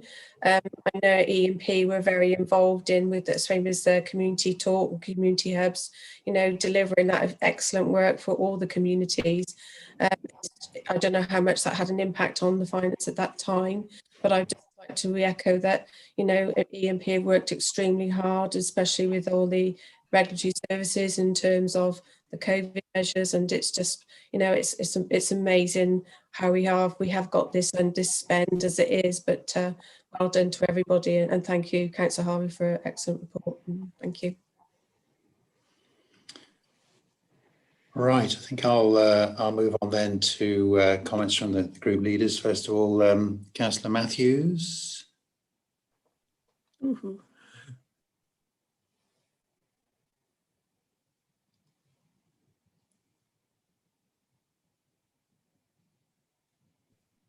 Right, can you hear me now, Leader? Yes, can do. Okay, yeah, I'm like Councillor Chowns, the voting hand and everything disappears, and I don't quite know what's happening. What I'd do, Leader, through you, I'd like to ask the 151 officer. He said he's satisfied that the reserves and balances held by the council are still adequate, allowing for the forecast overspend of 2021, and the council will need to ensure as it refreshes its medium-term financial strategy and sets future budget, it takes these issues of the effects of the COVID-19 into consideration. Can I ask him if he, in my opinion, he's been a little bit too overconfident, and shouldn't, owing to the fact that the extremely difficult times that are expected over the next few years, we should be taking more stringent steps already? Leader, I'm very happy to respond to the comments, if that's okay. Please do. I think that Councillor Matthews, you're very right to draw attention to the fact that the future is going to be very tough for the economy, and Herefordshire will not be treated any differently through that thing. And as we've just heard in the news in the last day or so, the budget that the government had planned has now been postponed again. So it is quite difficult to look forward to the future, to plan with an element of certainty around council finances, because we were due to have a spending review. It's not clear whether that's also been cancelled or whether that's been delayed going forward. So we can only plan forward with the information we've got to hand. But I think, as Councillor Matthews is alluding to, times are going to be tough for the economy, and that you know, Herefordshire residents, Herefordshire businesses, and the council will find it tough as well. To the question about are our reserves adequate and have we got enough? Well, we certainly don't have too much reserves. I think we have sufficient to ensure that we can continue to carry on doing our business on there. And as Councillor Harvey said, that this is a forecast based on the end of June figures. So we are now a little bit further down the road of this year. And government grants are coming in on a fairly regular basis. So that, you know, it's a complex moving position. My comments in the report were very much to bring Cabinet and Council's attention to the fact that the next budget round setting that the Council will go through is going to be a challenging one, and there will be additional challenges because of the COVID response and the legacies going forward. But it's right to draw your attention to the issues. Mr. Lovegrove, I have every confidence in you, but I thought I'd just ask the question. Councillor Matthews, that's absolutely fine. Yes, and we do have quite confidence in Mr. Lovegrove. So I'll now pass on, if I may, to Councillor Marsh. Yes, thank you. It is the most extraordinary report, really. The huge range and flexibility that the councils had to show in this quite unprecedented Q1. So it is sort of humbling to look back at that and realise what a great deal of work has been done by especially the Cabinet and officers. So many thanks to them. As Councillor Matthews has been saying, it is quite alarming, and at paragraph 9, the fact that all the 21-22 savings are amber or red does flag up that next year will be a difficult budget, especially as Mr. Lovegrove says, with possibly very little certainty. I welcome the fact that we have managed to keep in touch with central government and hoover up any grants available, and hope very much that that will continue to help local authorities like ourselves and those who are even more cash strapped. I'm very glad, this isn't new news, but we're very glad to see the allocations for the River Wye in the capital programme. That has become much more high profile in the last few months, and with intense public pressure to be seen to act. So I am grateful that we have quite clearly been doing we can show that we have been working hard to get a capital investment there that we hope will help. I was impressed at paragraph 50 to see 6,500 households had accessed our hardship fund grant, and I'm very glad that we have kept that. I know some councils have axed that, and while sad that it's been needed, I'm very glad that we've been able to help there. And then one other little thing at page 78, there's a little bit about the mental health needs analysis, and it says that we're going to consult a representative sample of our residents, and I just wonder if that means that the long-awaited, hoped-for representative sample has been, is that the intelligence team now have that to bat other things past. So if that is the case, it would certainly be welcome news. And thank you to all who got us to weather this very turbulent 3 months. Thank you. Councillor Wilding. Thanks, Leader. Yeah, just add my voice to thank all concerned with the great work they did during this very difficult period, and I'm glad to see that Councillor Chowns added her comments about adding in more stuff about the environment in the future. Not sure this is totally relevant, but I am mindful that the arrangements that were made to improve safety in city and town centres drew a lot of flack, and a lot of it was like, this money shouldn't have been spent, this is a waste of money. I know it didn't come from us, but possibly we need to address that better. But otherwise, very well done, everybody. Thank you. Councillor Selden.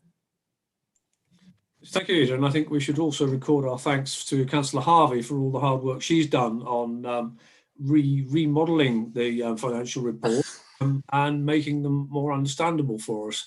Well done, Councillor Harvey. And especially to now to Mr. Lovegrove and his team from all the businesses that I've been speaking to around my neck of the woods. Everybody has been so impressed at the way and the speed at which the financial packages have been rolled out. So if you could record our thanks to all that team as well. Thank you, Leader. Thank you. Councillor James.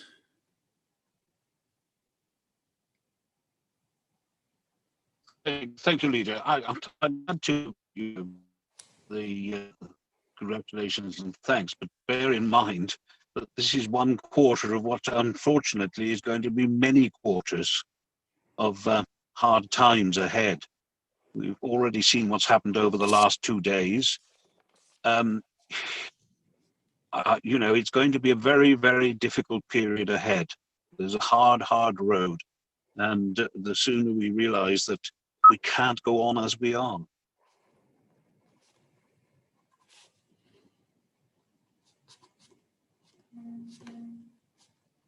Thanks, Councillor James. I think you're absolutely right. There are hard times ahead.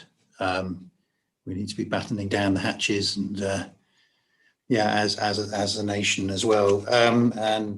Next to Councillor Lester. Yes, thank you. That we note that these are unprecedented times and fully understand why there is an overspend. We also acknowledge the great work that staff have done over the last 6 to 8 months, but that work is still ongoing. So we're very grateful for all that that they have done in order to carry on regardless of all of the challenges that have been thrown in their way. So all due credit to them. But as has already been alluded to, these issues aren't going away, and we are still in the midst of coping with what the virus throws at us. So we spare a thought for the vigilance of the staff who are carrying on. We would also like to acknowledge that we're very grateful for the government support, which is absolutely vital. And it's right that they realised that local government would need this assistance, and they've responded accordingly. We still don't know the full impact of the situation on the council's financial position, so times will continue to be tough, and that is a concern. And you know, we'll be looking for more support where we can get it, absolutely, and we would support that. The one thing we would make a plea of, though, which is absolutely vital, and it's something that Councillor Matthews has already alluded to, and that is times are going to be really, really tough.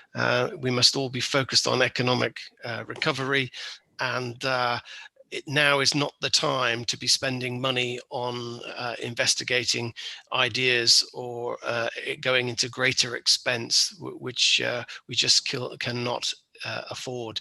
And so we would urge caution for the administration when they come to thinking about new initiatives that may well have been worthwhile exploring before this crisis emerged, but certainly now is not the time for that type of investigation in spending the council's finances. Thank you. Thank you, Councillor Lester. I've got a couple of people who want to speak to those comments. Councillor Chowns. Sorry, Leader, I put my hand up previously. I want to make a comment on behalf of Gemma, Councillor Davies. Is that okay if I do that now? Yes, please do. Please do. Yeah. Councillor Davies sends her apologies. She's just had to pop out for a moment because of urgent business to do with her work in the health service.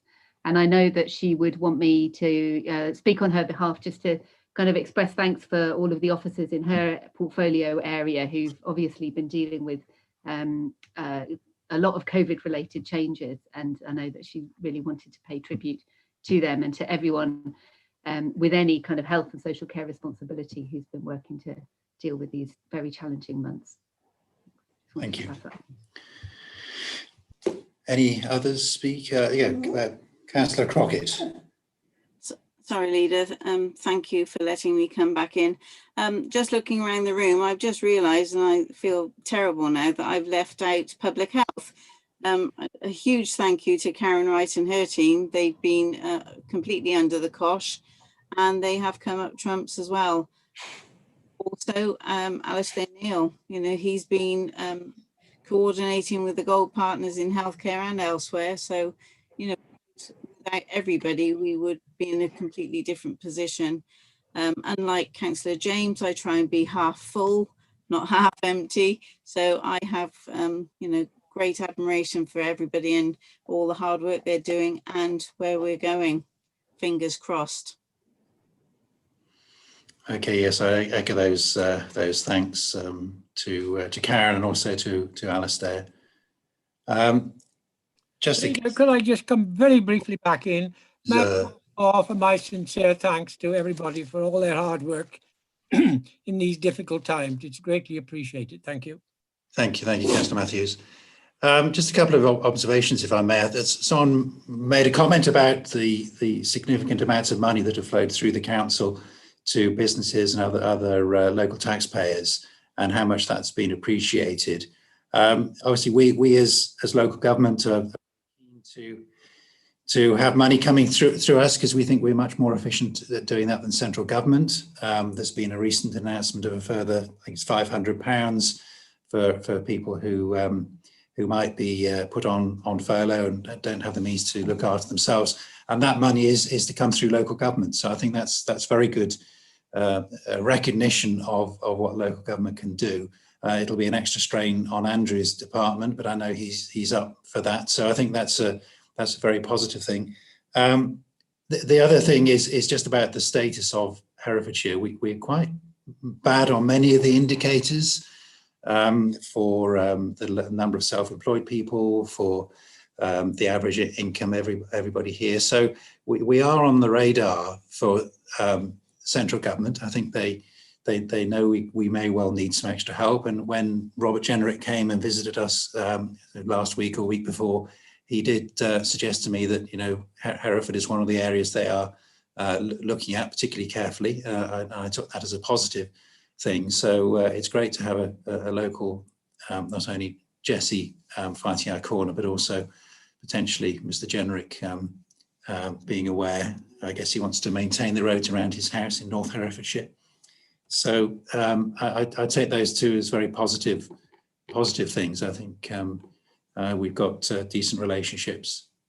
So with that, I will, with thanks also to, as I say, to the officers for not only delivering things, but actually delivering this report. Thank you very much. So I'll put this one also to the vote.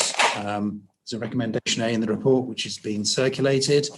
The capital performance and financial outturn for Q1 2020 to 21, as set out in appendices 1 to 9, and identifies any additional actions to be considered to achieve future improvement. I don't think there are, we haven't come up with any additional actions at the moment.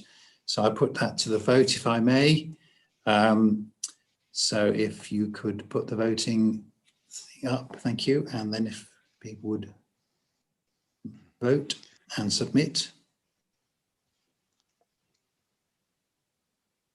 Jen, how are we doing? We've got 6 of the, oh no, we've got all full house now, Leader, and that recommendations have been approved unanimously. Thank you very much. Okay, it's 4:20. I don't know whether we should take a 5-minute break now until performance management framework, and this again is Councillor Harvey. Yes, thank you, Leader. Colleagues, I've got pleasure in introducing this performance management framework item. It comes with 3 recommendations: that A, the performance management framework set out at Appendix 1 is approved, and B, delegation is given to the solicitor to the council to update the risk management plan annually, and C, delegation is given to the Assistant Director Corporate Support to update the service business planning guidance annually. This is an important step forward, I think, for us. we've had for a number of years a performance management framework that we've used to report on in-year progress in terms of delivering against our corporate plan.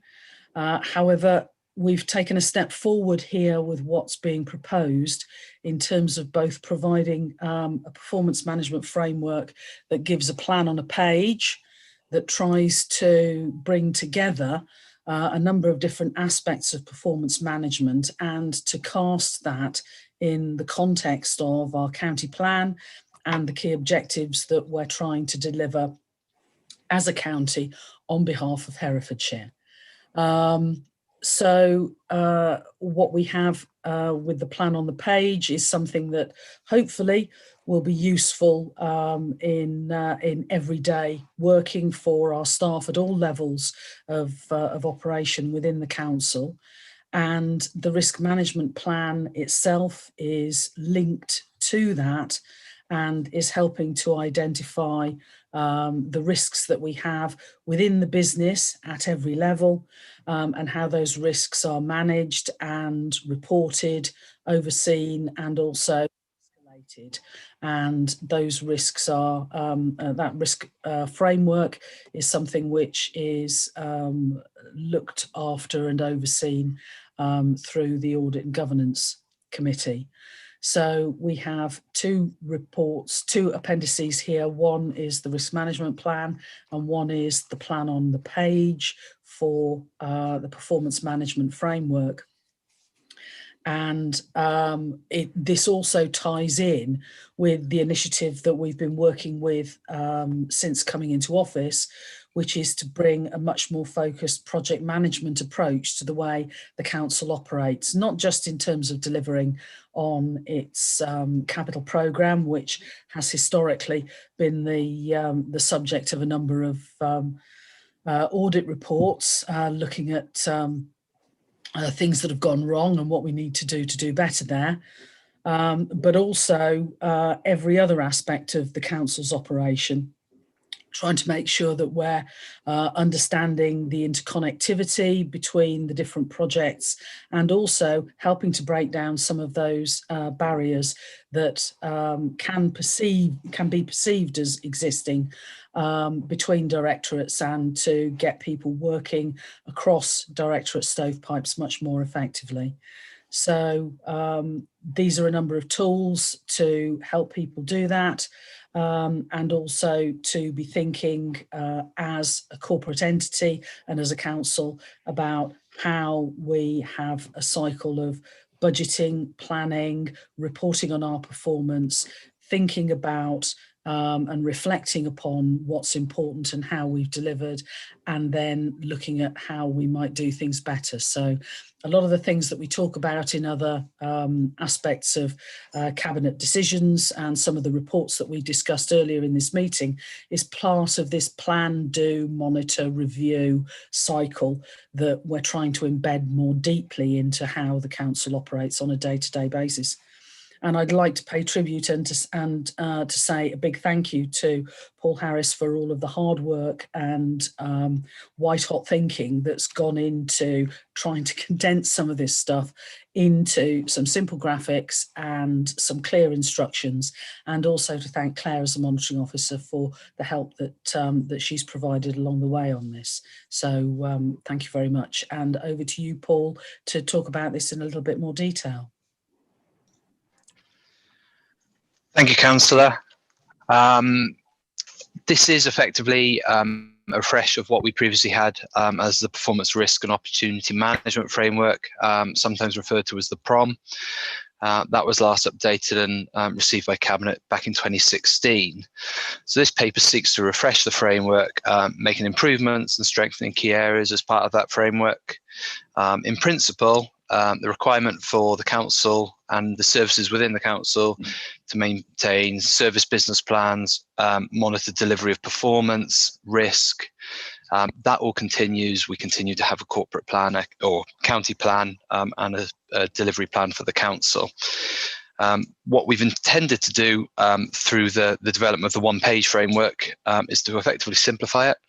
It will allow us to communicate that far better with staff, get far wider engagement with it. So we'll, a much greater range of people are aware of what's included within the council's performance management framework, allowing easier communication. It also helps us to depict how staff connect with the ambitions of the county plan. So we can kind of line up that golden thread between individuals and those top level strategic ambitions we have as a council. As part of the development of the performance management framework, we've consulted with staff across directorates to understand their experience of the previous framework.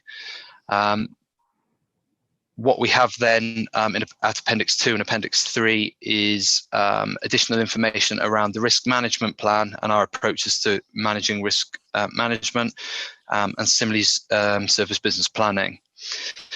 Within the risk management plan, the detail within there, we've set more definitive escalation criteria than our current PROM contains. That will escalate scores between risk registers based on the predefined scores. It will remove any degree of subjectivity. We recognise risk appetite, clarifying where action must be taken, so those higher level of risk where action must be taken against those which might be accepted, risks which might be accepted as part of business as usual. We have greater internal checks and balances as part of the risk processes, and opportunity throughout the course of the year to add in comparison with similar authorities, so we can be assured of our consistency and our alignment. Additionally, one change is that we've aligned risk now to the council solicitor, and as a result, we have the delegation to the solicitor on an annual basis to review the risk management plan, to allow us to keep a degree of flexibility and to continue to strengthen our approaches to risk. Also, as part of the development of this risk management plan, we consulted with Audit and Governance Committee, and we've incorporated the changes requested at the July Audit and Governance Committee within the body of this report, which include worked example, better clarification of the types of risk and the scoring criteria, and committing to writing the desire to do annual comparisons within the processes. Service business planning framework at Appendix 3 highlights the importance of us working to a golden thread where the county plan, which we've set for a 4-year cycle, drives the annual delivery plan, how that then translates down into service business plans, and then of course down ultimately connecting individuals through their PDP process. Service business plans now require a self-evaluation prior to development of action plans. It will also include identification of meaningful performance measures and targets at those service business levels. It's anticipated that any action should be smart. I think we referred to smart actions on a previous item. So being really clear that when we commit to doing something, it's really specific, measurable, achievable, realistic, timely. Again, as part of the service business planning, there's a recommendations sought for delegation to the AD for corporate support to annually just refresh and review the approaches to service business planning, to allow us to further embed and strengthen that year on year. It's worth mentioning as well, we are developing the plans as to how we, I suppose, launch this, for the want of a better phrase, and publicise this within the council. So we're certainly conscious we need to do some comms around that. We need to update some performance pages internally and externally. And we're looking at the possibility of including within the induction of all staff, so that they see the performance framework at the time they start with the council. I think now it's just a case of whether people have got questions. Okay, I think it's commendable to have something like this for help with our recruitment, and to provide it just on one page, so you're not given a huge manual to read. And there's graphics, which I think have an enormous help with that. Does anybody have any questions at all?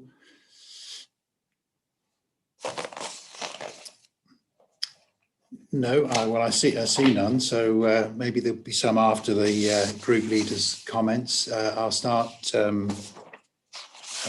with Councillor Marsh. Thank you very much. Yes, I immensely welcome this very clear framework. It seems to me to be a major improvement. And I was glad to see at page 96 that a PESEL analysis was mentioned, which I assume the second E is for environment. I know there are lots of different acronyms, but I'm hoping that is one of the things that we'll be using as well as SMART for evaluating risks. Yes, risk is something that I have spent a considerable while on, and in the days when we had an entire risk officer, had several conversations on, and there are just one or two small typos, which I don't know if it's helpful to point out now, but it may be easier than when before it's passed. So on page 101, there's just a place where it says it'll go from directorate to directorate risk, whereas it actually should say directorate to the corporate risk register. So that's just a very small error there. And on 102, surprisingly, it says, which is of course accurate, that the corporate risk register includes all the things that have come up from underneath, but it also, as we have seen with COVID, must also include our responses to, large threats to the entire council, so that there's those two directions that the corporate risk register has to encompass. And then one very small point on the environment criteria on page 105, that in the second to last box, it says risks from service delivery, whereas in fact, the risks again may well be external, that the things we're responding to aren't always our own fault. They may well be external as well. So perhaps the easiest thing would be just to delete from service delivery there. I apologise for detailed comments, but I am so pleased to see this. And to get it all on a page, I think is a magnificent achievement. Thank you. Councillor Wilding. Thanks, Leader. Yeah, I'm happy to see this. Risk management is vital. In my past life as a performer, all performers had to complete a risk assessment before they could go out and do their act. And if clowns can do it and it's good for their performance, then I'm sure it's going to benefit the council massively. Thank you. Councillor Selden. Thank you, Leader. I see Councillor Harvey's footprints all over this document with the knowing her love of graphics and things that make it completely understandable for everybody concerned. And I hope we and our staff appreciate how to use it properly. Well done. Thank you, sir. Councillor James.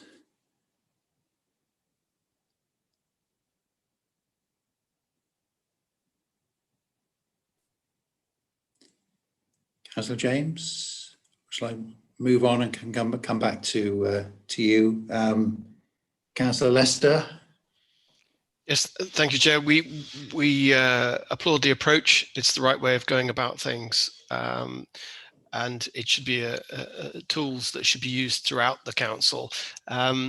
Mr. Harris said about induction of new staff, and I'm just wondering whether we should have a similar training or awareness program for members as well. Yes. Yep, that's a useful point.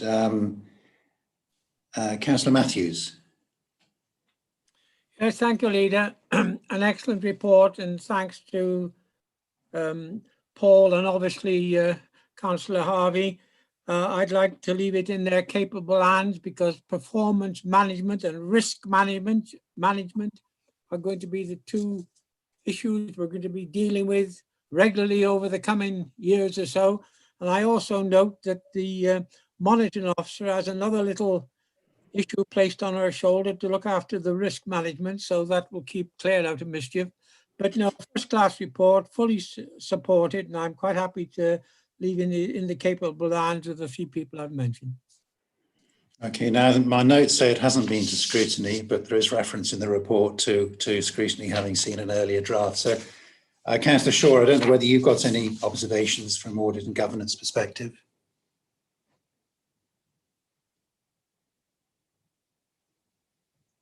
Thank you. Trying to unmute myself. No, I mean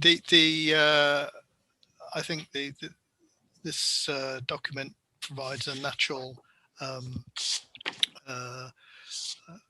transition to a more comprehensive and cohesive approach. My only concern, and it's perhaps not as head of audit and governance I have the concern, but more of experience of management that I have the concern, is that that officers see it and use it as a tool rather than view it as a sort of a management overhead to be suffered. I'm very conscious that in public administration we have checks and balances. We have a lot of measures that we impose, and it's vital that officers can appreciate that these are extensions of tools to make their lives easier and better in the longer term. Whereas on a day-to-day basis, it can quite often be an interruption to a normal workflow to try and have to make sure everything is reported and everything is measured.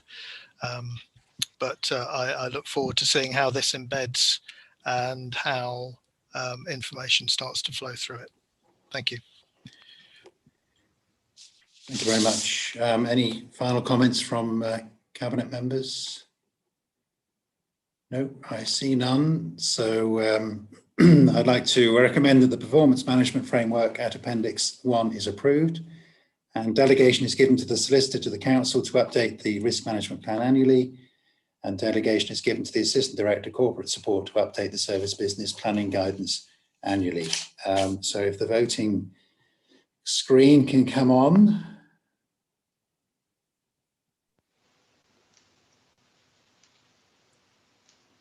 And Jen will tell us when she gets the results of the vote. Okay, Leader. Yeah, all votes are in, unanimously approving those recommendations. Thank you, Jen, very much. Now, we've got 45 minutes before the 3 hours comes to an end. I'm going to move the last item, which is about Talk Community, to the Cabinet meeting in 3 weeks' time. It doesn't have to be approved today, and it's such an important subject. I wouldn't want us to be rushing that. So, Jen or whoever, if you could stand down the people who we're expecting to report on that. Apologies to them if that's an inconvenience. And then the other two items actually fit very well together. The corporate planning strategy for corporate parenting strategy, and then the fostering and adoption service. So we'll move to those two items and then finish the meeting after that. Is that okay with you, Claire? Got some thunder going on outside. Don't know where everybody else is physically in this meeting. So, okay, so Felicity, Councillor Norman, this is over to you. Thank you, Leader. So Cabinet are asked to approve and endorse the Corporate Parenting Strategy 2020 to 23 and the Care of Leavers Covenant.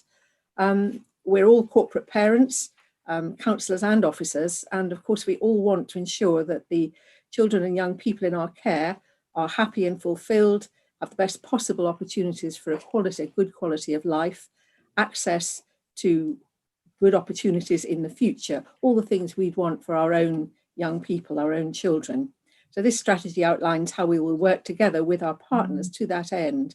We have worked with these partners and also with the young people involved in Your Voice Matters to identify priorities and develop actions that will lead to the best possible outcomes for our children and young peoples. That voice of young people has been very important indeed.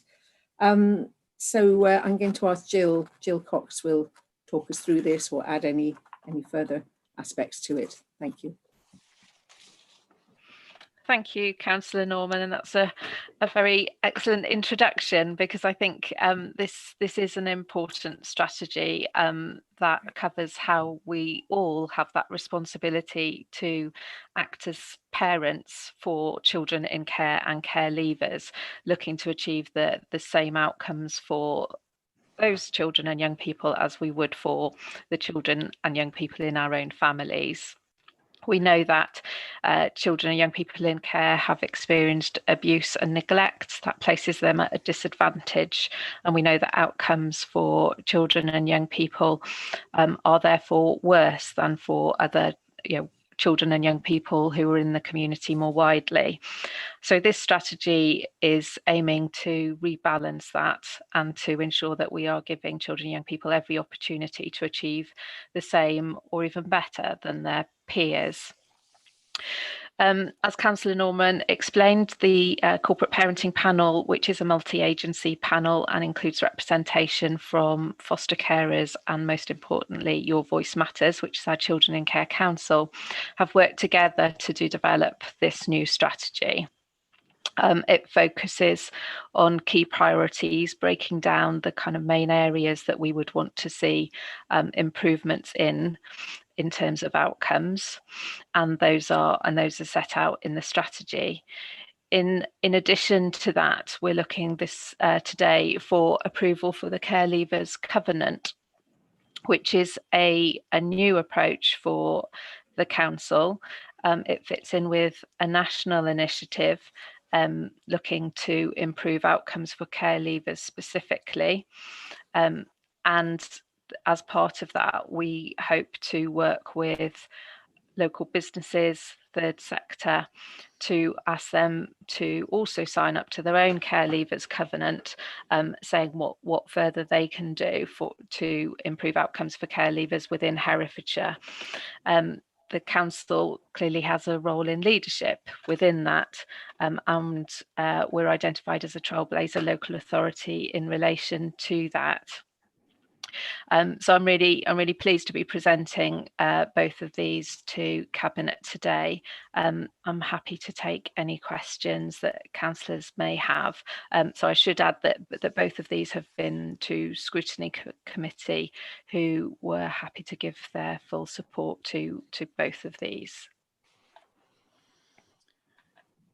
Joe, were there any recommendations made by the Scrutiny Committee specifically that have been included?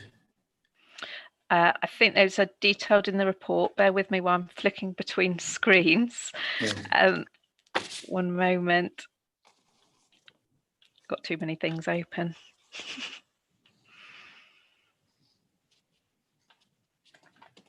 Oh yes, it's number 22, I think. Yeah, sorry, bear with me. Yeah. Yes, that's correct. Yeah, at point 22 on the report. So the wording to one aspect of the Care Leavers Covenant was reworded to make that clearer. The Cabinet member also, the Scrutiny Committee also suggested that we look at the role of members in signposting looked after children and young people to local organisations who could offer work experience and apprenticeships. And also we're keen that we make it clear that priority 5 within the corporate parenting strategy is a county-wide priority and not just focused on the Hereford city itself. And I think that's clearly important. Good, thank you very much. Councillor Crockett. Thank you, Leader. Thank you, Jill. I just wondered if we could add something to our Trailblazer programme, whether we could include the government kickstart scheme for 16 to 24-year-olds. Is there some way we can add that into our recommendation? I think I'm not sure that we need to add it in specifically to the covenant. I think it's part of how we will deliver on that covenant. So I think it's a really important opportunity, and we've had some recent discussions about how children in care and care leavers can make the most of the opportunities that brings. So I think I think that will be an important way that we can deliver on that covenant. Okay. Leader, could I just add one point, which is Yes. to flag up the fact that you've recently appointed a 16+ champion, and this champion will help to promote opportunities and encourage work with businesses and that whole range of things which we'd like to do to improve the future and opportunities for young people. So that's a positive step forward. Yes, we were just trying to work out how that's going to work and a proper description. So that will come through the system quite soon.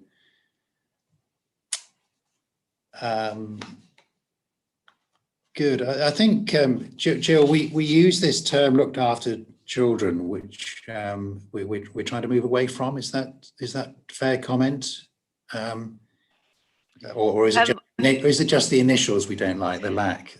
Yeah, it is in particular the initials. So children and young people have talked to us about that, how that makes them feel, and that kind of relates to them lacking in something. So we're very deliberately trying to avoid using that acronym. I have to say, that's hard work for all of us. It's very much built into the way that we talk, but we're working hard on avoiding that.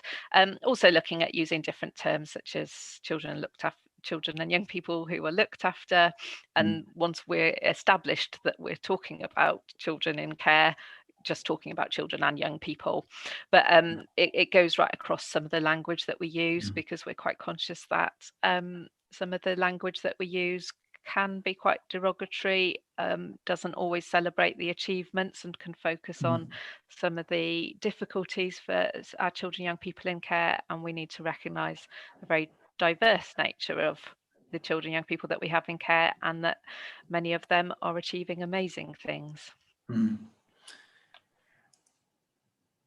What's your view of COVID and how that's going to have an impact on these children? There was something on the radio, it might have been this morning, saying that COVID actually has forced families to work closer together because they have to be in the same bubble, they can't get out. So I mean, that's a possible positive spin on it. I don't know whether there's any evidence of that, Jill, in your work in your department. I think there's been a real mix for many of our children and young people who are in care, being forced to spend time with their foster families has been really positive, because it's given them a level of stability, routine and security without what for some of our children can be a real pressure in terms of going to school and managing the peer relationships that brings. So many of our foster carers have talked about that, and how actually they found it easier than they perhaps anticipated. That's not true for all, and I think particularly teenagers have found it really difficult. And I think that's true of probably most teenagers in most households. I don't think looked after children are particular exceptions to that, but they've particularly struggled with during lockdown and not being able to see their friends in the same way.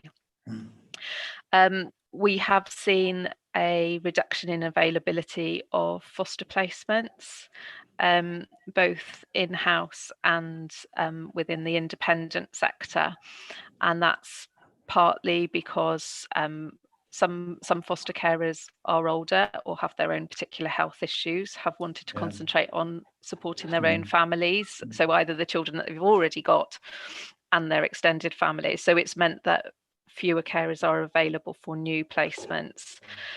We've started to see that improve again, but I think that's a real concern as we go into autumn and winter now, that's going to become an increasing pressure. And I think we're still waiting to see what the impact is of children returning to school in most Yeah. children returning to school, and how that will impact on referrals into our service more broadly, and whether that will bring a new number of children into care, which would obviously bring its own pressures. So we're still at a very early stage of that in kind of mid-September. That's only been a few weeks. So I think we're yet to see and understand what impact that might bring. Thank you. Councillor Jones. Thanks, Jill. It's just another quick question about language, actually, reflecting on, being in the corporate parenting panel on Monday and, reflecting on that issue around language. And it's actually only just struck me, of course, this is a corporate parenting strategy. And we've changed away from having a corporate plan to having a county plan. And I wonder if it's ever been kind of suggested that other language like collective parenting might be more kind of, has a less sort of businessy sound to it and more of a sort of nourishing and cherishing sound to it, if that's ever been mentioned by the young people themselves. It has, and that's a really good point. I think we've struggled to come up with a term that does what we want to. I think collective actually is a really good suggestion. It reflects the language in legislation, which does talk about corporate parenting, but I think that is a good suggestion, and perhaps one we can pick up at next corporate parenting panel and look at how we might want to change the language around that. So thank you, that's a good suggestion. Okay. Councillor Harvey. Thank you, Leader. And I'm very pleased to see this as a strategy coming forward to us. I like the way it's worded. It's quite simple to understand.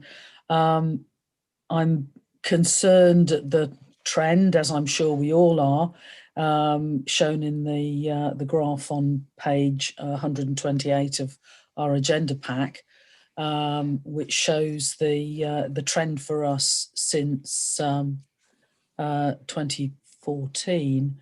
Particularly with respect to our statistical near neighbours, in terms of the number of care experienced children per 10,000 of our population, and we talk about this in lots of other aspects of covering our responsibilities for looking after children and young people. One of the things that I'm not seeing in the report, and excuse me if I've missed it, but when we get to page 130, one of the things that we say we're going to do, and we're recognising the challenges there as well, we're talking about providing a safe and stable home. And I think one of the things that is obviously very important is a home environment and feeling confident that you're not going to be moved around physically. But one of the things that we're told as councillors that we have been struggling with as an authority for a while now is getting stability in terms of the social worker relationships that we have with our young people and families, and the degree to which their social worker points of contact shift and move on. And I'm just wondering, is there anywhere in the document that is stating that where, as part of our strategy, we're looking to stabilise on that much more and to give those personal relationships stability as well as, a stable home environment? Thank you. I think that's a really good point and is very important. It's not included specifically in the strategy as a point in that sense. We worked quite hard. I don't know whether councillors remember our previous strategy, which had an extensive action plan. So one of the things we worked at quite hard this time was really paring that down to key issues, and inevitably I guess we had to lose some of the detail within that. what the intention is, and we talked about this at corporate parenting panel this week, is that for each of the leads for the priority areas develops a more detailed action plan, which they will report back to corporate parenting panel on, and we have a forward plan for that work.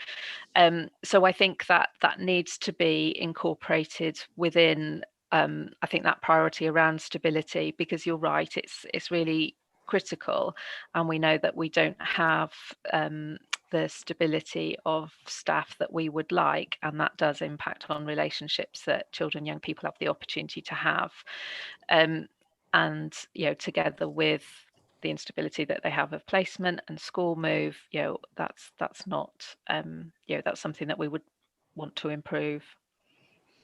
Okay, well, can we, I mean, it feels to me, given the number of times this is commented on in terms of performance challenges and information that we get coming back to us about, how things are developing in the children's directorate, it seems like that's something that really ought to be in even a pared down version of our corporate parenting strategy as a challenge that we recognise, because we talk about it a lot, and that we recognise the impact that it has on our young people, and are intending to get a grip on it.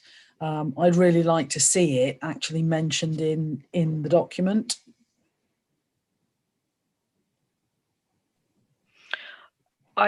That can be added in if that's a recommendation of cabinet. I have no concern about adding that in. Well, I'd certainly like to propose that and see if there's support in the virtual room for it. Claire, what would that proposal recommendation look like? Have you, or do you need a bit more information? Yeah, I need a bit more, I'm afraid. Yeah. So, Councillor Harvey, what would you suggest as a recommendation? That we recognise as one of our challenges for the strategy that we need to provide stable relationships, or improve the stability of the relationships that our looked after young people have with their primary care workers, or whatever the term is.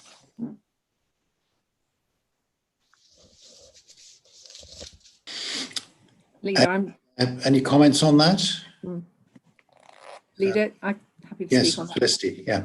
Just to say that I think we would all accept that that is something we absolutely want to achieve, and that it is a matter of putting it into the document, into the strategy. But I'm sure Jill would agree. This is we would like to see this. It's really important for young people, and it's something which comes up, from time to time. Sadly, is that the continuity is not always there, and that's something they value and appreciate and need very much indeed. So I don't think, Jill, there's any problem in that, is there?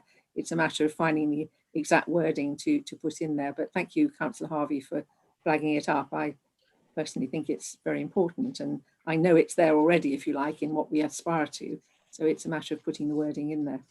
Yeah, I mean, I'm without sort of wanting to wordsmith the document, in the section that I referred to, providing a safe and stable home, if we just said a safe and stable life or something like that, and then just added a few words in there about, personal relationship stability, as well as, sort of home stability. If I can assist, the recommendation I think then would be that recommendation A, the corporate parenting strategy is approved as amended to expand upon the safe and stable life. Yes, that sounds good. Yeah. Okay. Thank you. Thank you, Claire, as ever.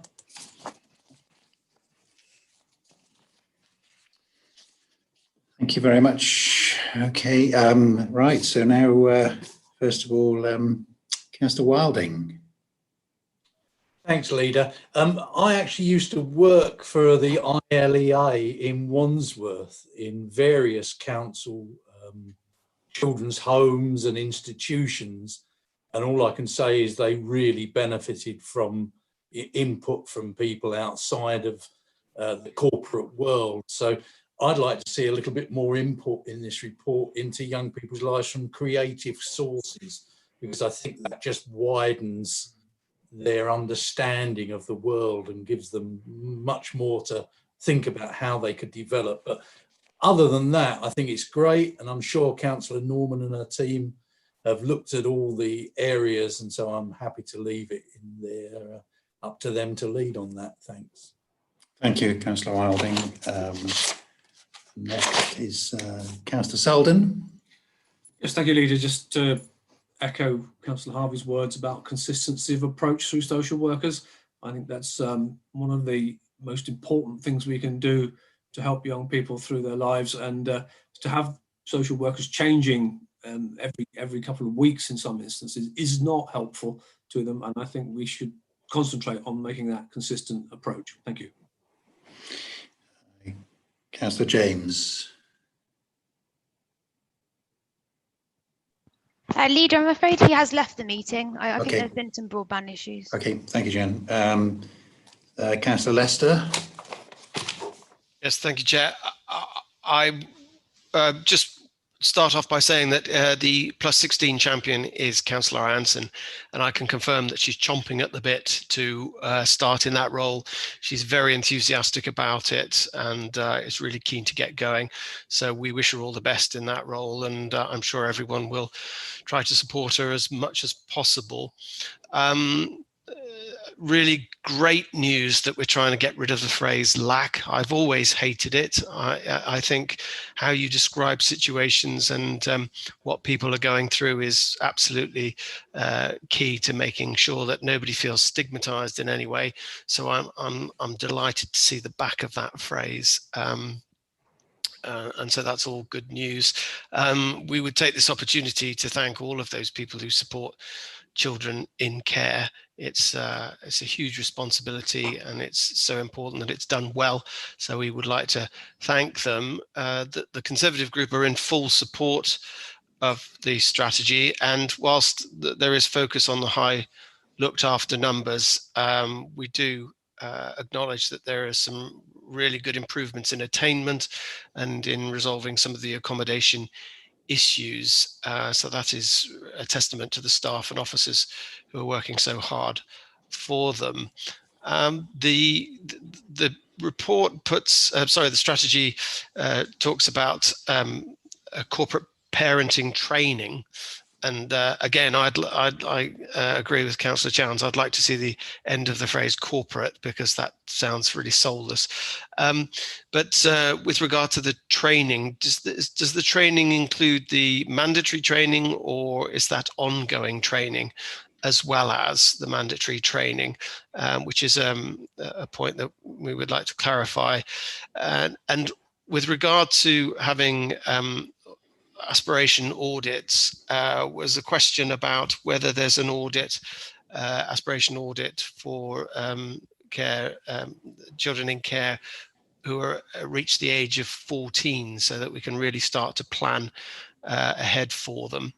And really, I think it's a point I would make, seeing as, you know, I've had a hand in developing strategies in the past, and it's a point I would build upon. It's a vein that Councillor Harvey was touching upon, but slightly different, is that whilst this document is absolutely about giving children who are in care our full support, and how we do that once they're in care, should, and this is a question for Jill Cox and Councillor Norman, should the strategy include or be more explicit about having an aspiration that children are only taken into care when it's absolutely necessary, where they're in care, they should have that permanent situation, and have that aspiration to enable children to come out of care as soon as possible,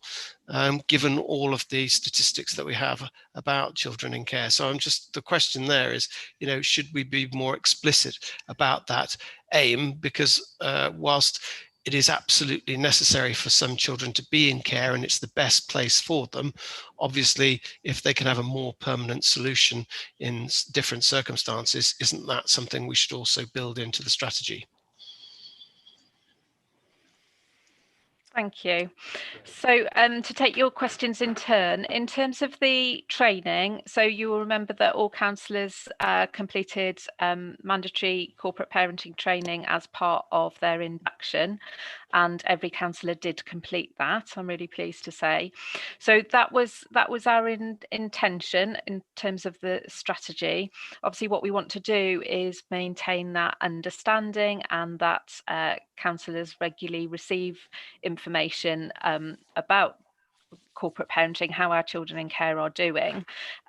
Councillor Norman has been inviting all councillors routinely to corporate parenting panel, and we've had really good attendance from a range of councillors over the last couple of meetings, and I think it's our intention to continue to do that.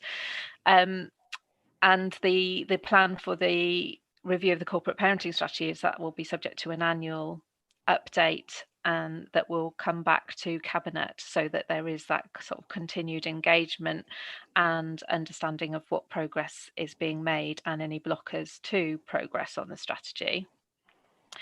In terms of the kind of attainment audit and ambition audit, so the virtual school now include that as part of the personal education plan review meetings that they have with each child every term. And they collate all of that information, and they use that to inform how we can support children and young people in their ambitions. So that might be around, so that has informed some of the activities that have been organised through the participation team. So, for example, some young people said they really wanted to be involved in some arts projects, and so that was something that Debbie Barnett and her team took on to arrange some opportunities. Equally, on an individual basis, if we know a young person has a particular career ambition, we will look for work experience, helping them access the career route that they need to be able to succeed in that. So that is now happening.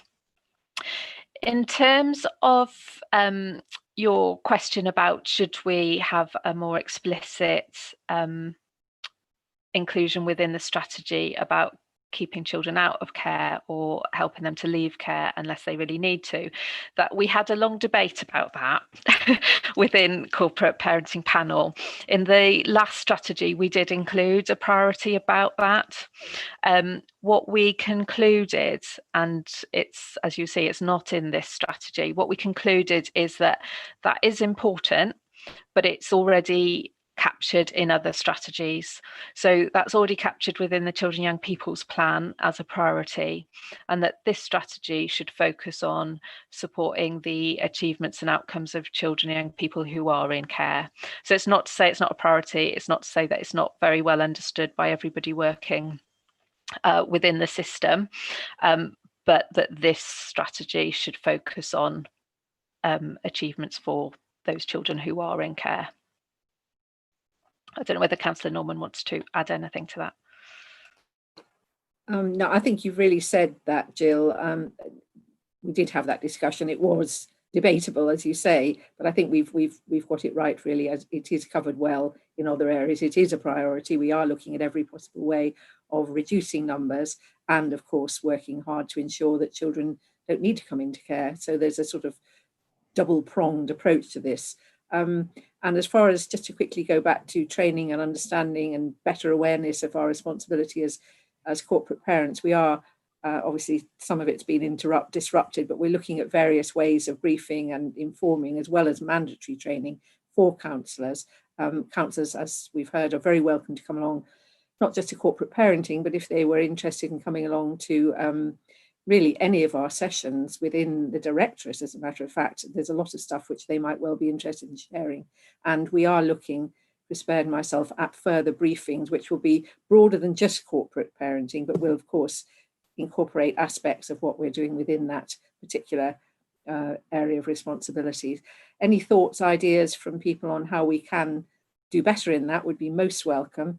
So do sort of come back to me on that if you would if you have any thinking. And I think Jill is going to be very shortly sending out a kind of checklist of possible things that councillors could be doing to support our young people. We've kind of tried various ways of doing that. Hasn't worked terribly well in the past. Either what's been offered hasn't been terribly suitable for young people, or I'm sorry to say we haven't always got back to councillors, but we're really hoping to do rather better on that one. And Jill's come up with a much better proposal, which you should be hearing about very soon. So we're really keen to engage you in any way we possibly can. And as I say, ideas very welcome.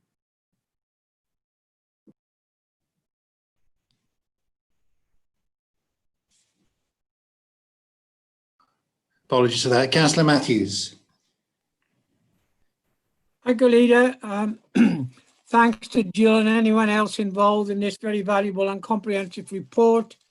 We fully support the strategy, and I think that I haven't read it all. I've read most of it. There's some very valuable suggestions and recommendations. And as the Cabinet members said, there's still a lot to be done. I still feel myself that a lot of these issues could be nipped in the bud before children were brought into care. And I think with better coordination with the police and others, I think we could do a lot to, lessen the impact that's upon us, if we dealt with these things early on and tried to keep people within the family. Thank you. Jill, do you want to comment on that? Because I know we do have an approach, don't we now? We do. We work very closely with colleagues in police. We've got a new domestic abuse hub, which is based in our MASH, and that's fairly early days, but that's already proving quite effective. We've also really invested within early help services. And there's very close working between early help and our MASH. So I think there really has been a huge amount of effort to, as you say, make sure that families receive support at the earliest point, so that we can prevent as much as possible. I think we also have to accept that for some families, they will need more support than that. Their children will be at risk, and for some children and young people, it will be necessary for them to become looked after. What we want to make sure is that number is absolutely kept to a minimum, and that it's only where that can't be avoided that it happens. But I think there is a lot of good work going on in prevention. Yeah. Thank you. Councillor Marsh. Thank you. Yes, I understand that there's now a cabinet support position on the transition, the sort of 16 to 25 age group. And if so, I'd very much like to welcome that as a really positive step forward for children in care. The other thing, after Councillor Harvey has suggested looking at the achievements and challenges, I know we've now suggested providing a safe and stable life as an improvement. And the one before that is preventing the need for care. And I feel that truthfully, lovely as it would be, that perhaps isn't actually practical, as our Jill Cox has just said.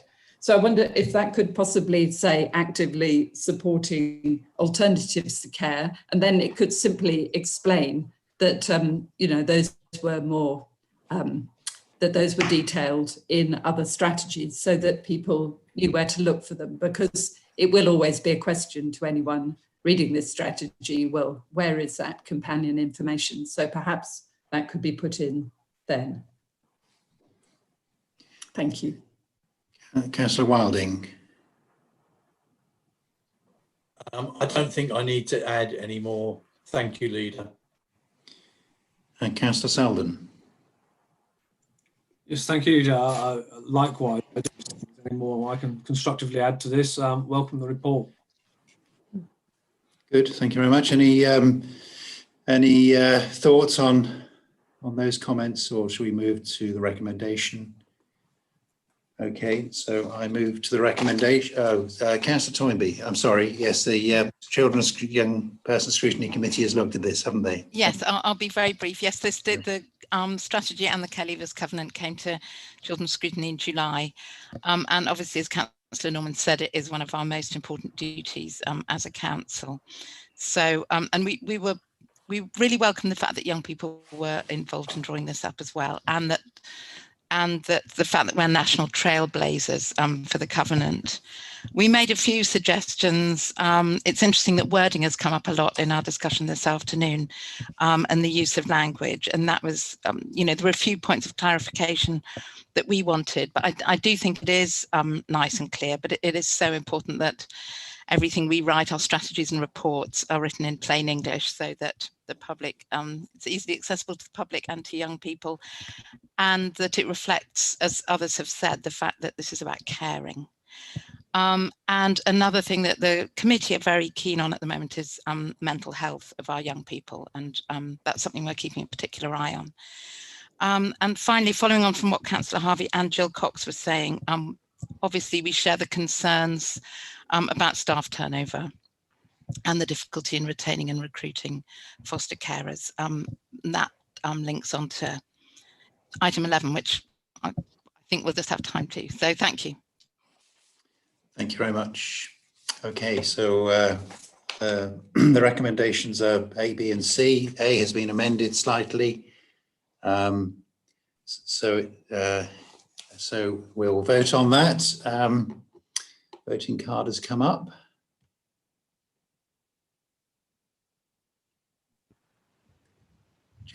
If you could let us know. Yeah, Leader, all members have voted unanimously to approve those recommendations. Thank you. Well, it's now nearly 5:30. We've been at this for 3 hours, so I think we're going to take the report on fostering and adoption to the meeting in 3 weeks' time. Claire, you look as if you're about to say something. I am, Leader. Sorry, I have been advised that the talk community does need to be taken today, so I would suggest the next item is deferred, but you actually do move to item 12, please. Okay, fine. If you're happy to extend the meeting by, say, 20 minutes. Is that all right, cabinet members? And okay, fine. So let's move on to that item. Jill, thank you for that last item. We'll see you again in 3 weeks' time. Thanks. So this item is health and adult wellbeing. So Pauline.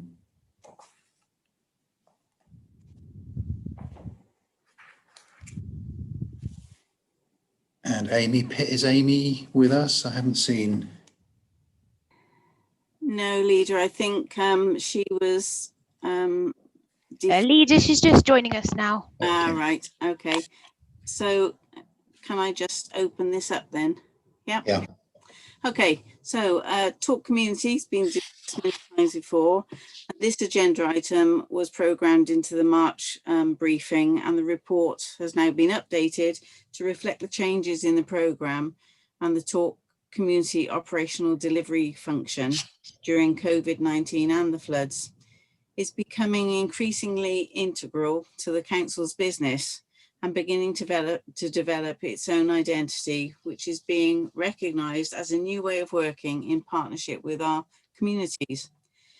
The programmes provided a central coordination function during the emergency phase of COVID, which provided support to a significant number of vulnerable people within our communities, some of which would have had no support if this was not available.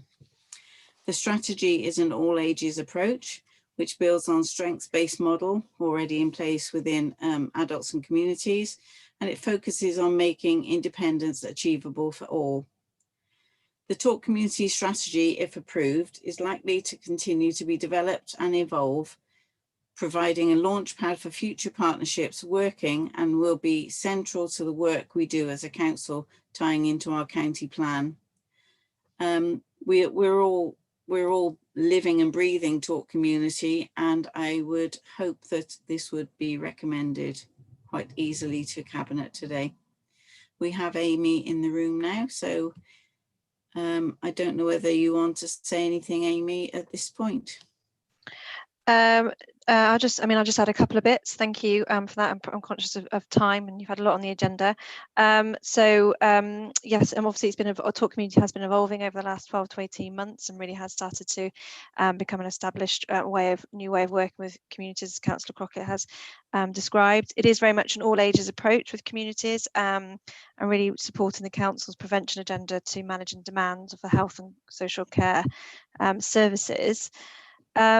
And really builds on that established strength-based model that is already in place within adults and communities, and looking to also support in terms of that direct impact on improving the wider determinants of health and inequalities that we've got across the county.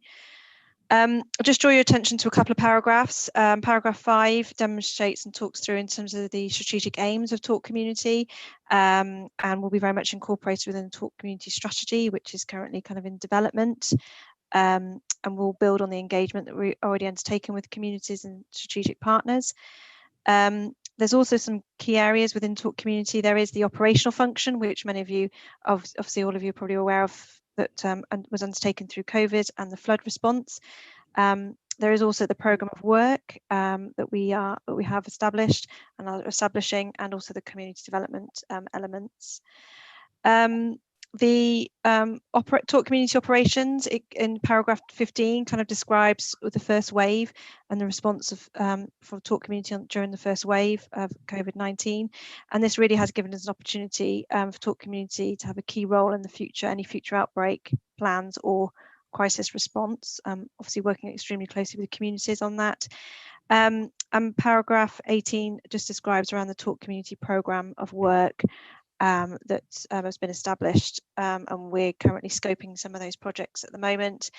And in the appendix, it gives an overview of the Talk Community hubs and where we're looking to develop, and some of those are already a long way down the line in terms of being established. The resource section remains the same in terms of that was agreed previously around the capital programme. And just also to really add that we have some really wide endorsement and support of the Talk Community approach from system partners, health system partners, as well as the communities. So I'm happy to take any questions.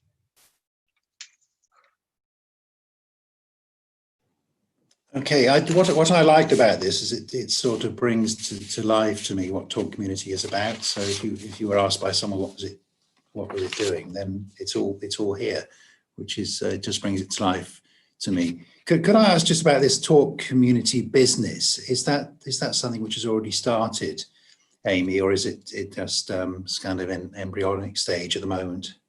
So this is something we kind of started earlier in the year, working with our EMP colleagues on this, and this is very much working with businesses to see how they can support employees around information, advice, and signposting on health and well-being, and improving the health and well-being of their workforce through information such as what's on Wish or other information that's available, and so they can sort of consider that in terms of efficiency and effectiveness then of their workforce by supporting their employees. Also around supporting them in things like where they can get advice and information around mental health, because some of the feedback that we've had from employers is actually getting information and advice and guidance on mental health has often been difficult, and they're not sure where to get that information from. So what we're doing at the moment is just scoping exactly what that offer is and what would be what businesses are looking for in terms of that, but also around working with them around the economic impact as well for families and children, as well as all of our population, and how we can work with businesses to be able to support employees during some of this difficult time. Thank you for that. So Councillor Harvey, and then Councillor Norman. Yes, thank you, Leader, and thank you, Amy, for bringing this to us today. I'm pleased to see that we've got a map at the back, which is giving an indication of where, in a geographical sense, we're starting to get some traction on the ground, and I think that's useful to see.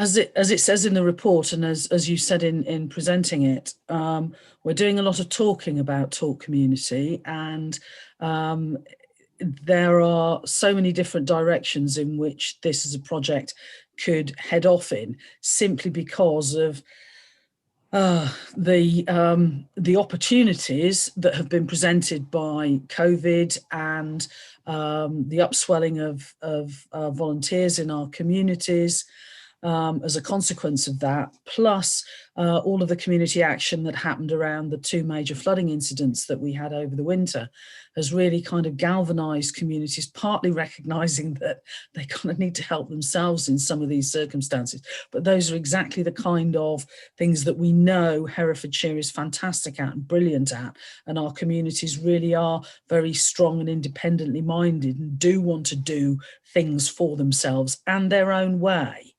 And not be told how to do things. So I do realise the difficulty that you and the team are facing in engaging in so many very different ways with very different communities who will all have their own way of emptying a waste paper basket, as my granny used to say.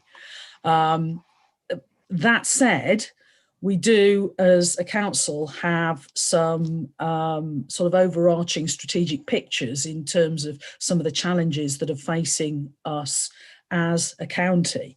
And I guess because there's so many different ways in which this could go as an initiative, I'd kind of like to get a feel for how, in taking this forward, you and the team are prioritising where you work and what you work on. And I'd kind of like to see some indication of how we're using the kind of data that we've got in understanding Herefordshire and the research team's body of facts and evidence to be informing us as to where we have the greatest need or where we have the greatest opportunity to be doing things, both in terms of the problems that we face, but also geographically where those problems might sit and the kind of issues that might be being faced in the south or the east of the county may be very different from those that are being faced in the west or the north. We have the Joint Strategic Needs Assessment, which gives a very high level and strategic picture on some very big issues that need tackling. And I really do feel that the whole Talk Community Initiative has the potential to play a real part in tackling some of these issues. And I think as a council, we should be using some of these strategic documents much more. And I'd really love, seeing as the scrutiny chairs are here, I'd really love the scrutiny work programmes to be looking at the JSNA in terms of, looking for some big county level strategic issues, to be looking at providing some scrutiny-led, policy shaping pieces of work coming out of scrutiny. You don't have to be following the work programme. And I think, there are some really big challenges out there that, as an administration, I'm sure we would welcome, some meaty pieces of scrutiny looking at. So, the research team, JSNA, one of the things that I am certainly promoting, banging on about across the council is project management. And one of the things I think I'd like to see in this, okay, it's a strategic overview, but I'd kind of like to see some timeline view, some kind of arc of, delivery in terms of how you see this project, this initiative coming forward, and maybe across the time frame of the county plan. We're in the process of putting our sort of delivery plans together to actually be saying what we're wanting to achieve within the next 12 months, the next 18 months, and what the big ticket items are. We've got money in our capital programme for some really big, Talk community hubs. and thinking about when those business cases are likely to be coming forward, you know, what the kind of time frame is within which you think you're going to need to actually build these hubs and turn them into a reality. It's really kind of starting to focus down on, you know, yes, this is the strategic big picture, but within that, we actually have a feel for the kind of things that we're going to need to do to turn it into a reality. So really pleased to see this, but I'd like to kind of see some of that other stuff in there too. And, you know, if it comes forward as the next phase of what you do, great. But let's please be taking a project management approach to this as well, and using all of our evidence bases and data sources and, you know, all the number and data crunching capability that we've got in other parts of the council to help to really be making some key interventions in terms of dealing with some of the big issues that we've got, you know, in pockets in our communities and in our geographies. Thank you. Okay. Okay. Do you Yeah, want me to respond, or is that respond? Yes, yes, no, respond, Amy. Yeah, please. Yes, yeah. Thank you, Councillor Harvey. Really good questions, some really good points actually in there. And it's in terms of the team, in terms of prioritising, what's underneath Talk Community is both from an operational point of view, which is where we've seen that kind of COVID response, flood response kind of step up in terms of that operation, but also those programmes of work. And we are very much looking at the moment pulling that together in terms of that programme of really being clear in terms of, as you quite rightly say, around actually you know, when's the scoping, when are we going to what's the timeline of that in terms of some of those key deliverables, because I'm very keen in terms of ensuring that we have those deliverables and actually we do kind of meet those as well. And absolutely, we are using the research and information that we have, and I think you're right, we are full of a lot of useful and rich information that we have, and sometimes maybe we could share more widely with our communities, and I'm really keen for that as well. So we do use the JSNA and the research team information around our hubs, but we also are working with communities that are already quite well, you know, are established and want to become those hubs as well. So it's working around actually using working with people who are very interested in becoming and developing in those community areas, but also using that intelligent information. And certainly in terms of the larger super hub stroke large integrated hubs, you know, those kind of that research is extremely important for us in terms of those kind of bigger impacts. In terms of the building the hubs, like you quite rightly say, we have got the £2 million SAS in the capital programme, and what we are looking at is actually utilising existing assets, not necessarily maybe building new, but actually utilising assets and actually considering other forms of funding into the county to be able to support in terms of that project. But absolutely happy to share a timeline of projects and an overview, because we've got that. I'm happy to give you that information and share that at the next maybe that at another session or cabinet briefing with you. Yeah, that would be really appreciated, I think. You know, we could do everything, but we haven't got a plan until we are saying no to things and yes to other things. So understanding where you're pitching it and where your points of focus are, I think will be really helpful. I think helpful geographically for all ward members to understand where the emphasis is coming in terms of the early stages of this as an initiative, but also, you know, so that communities can understand where they can best engage with us and how to help make this happen and be a success. Yes, absolutely. Thank you. Thank you. Councillor Norman. Yes, thank you. I think absolutely echo the point about working with communities and not to communities, because I think in the early stages there was a bit of a feeling this was something coming along and not always recognising what was actually happening in different parts of the county already. To some extent, COVID has helped in a way, because it's brought people together and it's made sure that, particularly in addressing the needs of shielded people and working with our volunteers, we had to do that. And I think in the end, with a little bit of sort of early uncertainty, the council level, the town council level, the volunteer level have all come together and sort of worked very well indeed. And that's been really, really positive.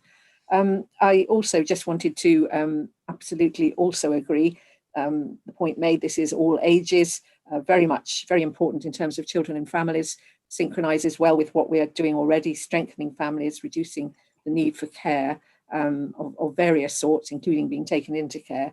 And this is very much what we want to do, is to see this across all ages, and you know, seeing how community support and the various particular approaches can work together on this. So yes, that's an important element of what we're doing. Thank you.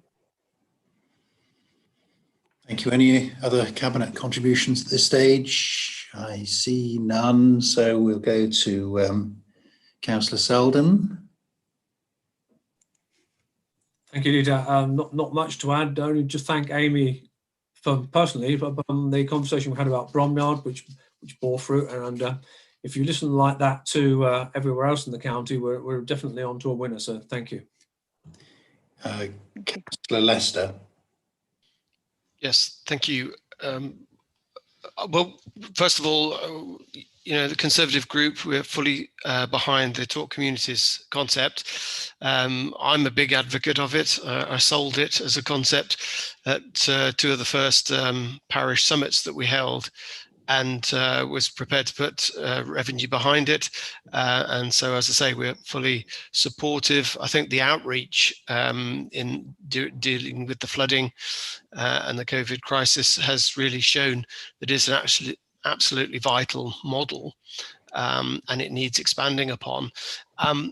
However, the feedback I'm getting is that there are some peoples within the communities who really don't still get the concept. And so I think there's more work to be done in those places that haven't experienced perhaps as much coverage, just what the actual concept is. I'm working with colleagues in my area to try and communicate that message more comprehensively to communities that I work with, and that's a challenge. And I think we all need to think more about how we communicate that message to make sure that the concept can be transported and transplanted into communities.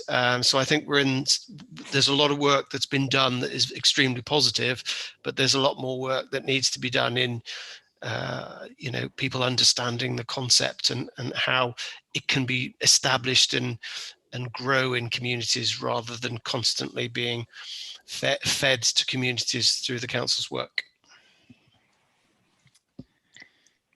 Thank you. Did you want to respond? I was just going to say yes, thank you, Councillor Lester. I think you're right, and part of the work plan as well is actually that engagement plan and developing that engagement. So it is clear in terms of, you know, what Talk Community is and what we're trying to achieve. I'm absolutely working with and not to on that. So yeah, thanks for that. Thank you, Councillor Matthews. Is Councillor Matthews still with us?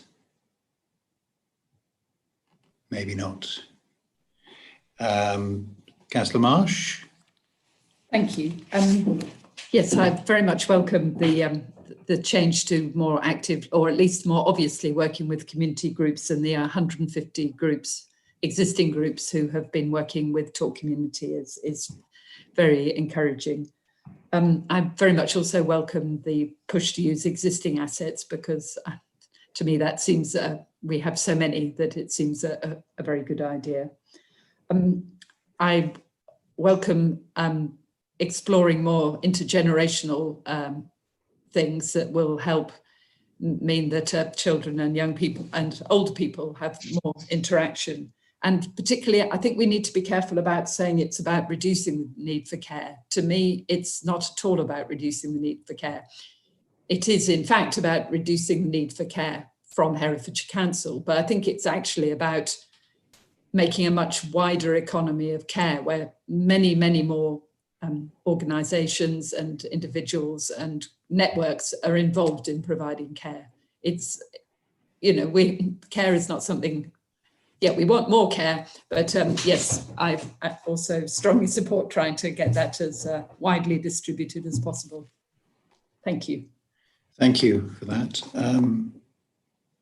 Amy, do you want to respond to that, or shall I move on? I think you're right in terms of, obviously from our perspective, it is about trying to reduce down that demand. But I think I like that in terms of that wider economy of care and support and outreach. So yeah, I think you're right. But obviously, and also it's clearly about improving the outcomes and well-being of our population as well. So thank you, Councillor Wilding.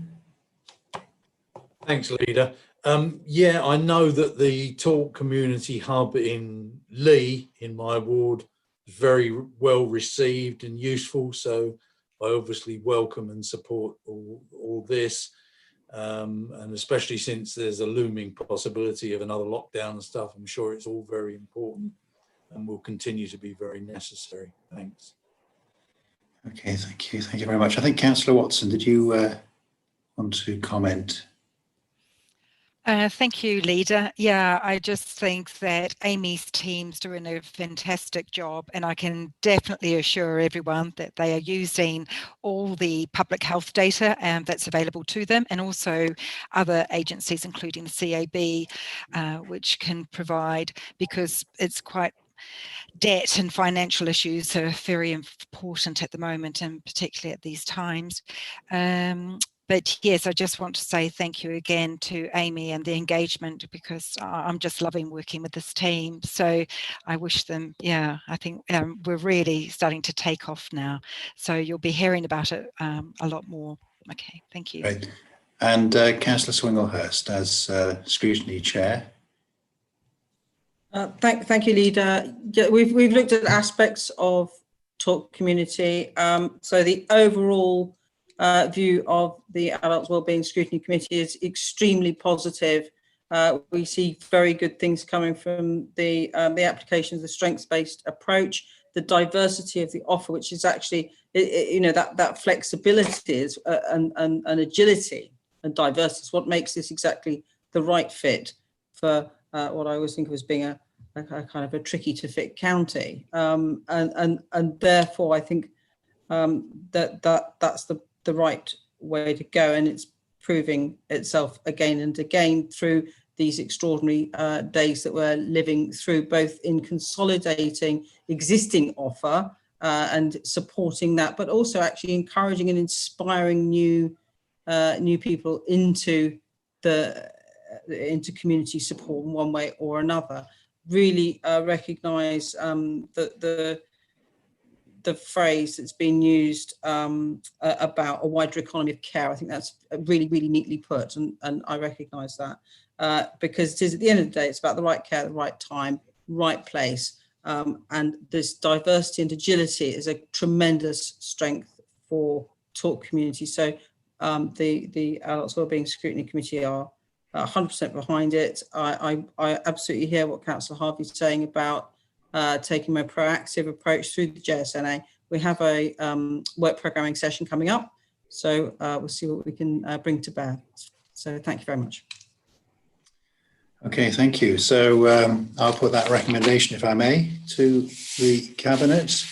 So the recommendation is the Talk Community strategic approach and its implementation be approved, and B, authority be delegated to the Director for Adults and Communities to take all operational decisions necessary to ensure adoption and implementation of the proposed Talk Community Programme and Plan within available revenue and capital resources, subject to further governance when required.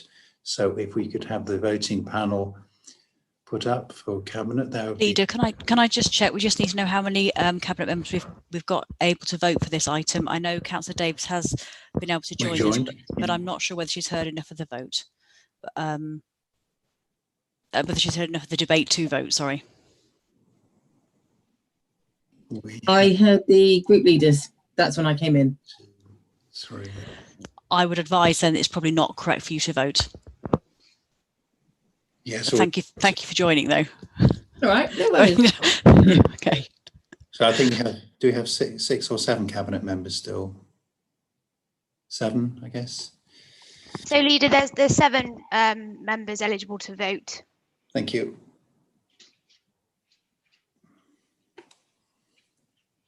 We're getting used to this now.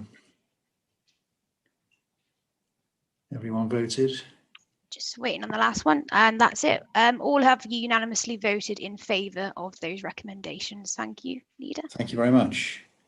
Well, thank you everyone for a marathon session, some interesting items,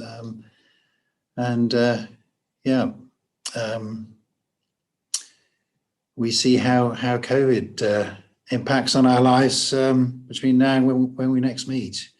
So thank you very much. And I suppose I need to say, I don't know what the 3 words are now. Distance 2 meters, or what does the Prime Minister say we have to say? Anybody? Face, space. No. It is. Cover your face. Make space. And Face, hand, space. space. And Face, space. bare lace. Face, hand, Hand, space, space. space. Good.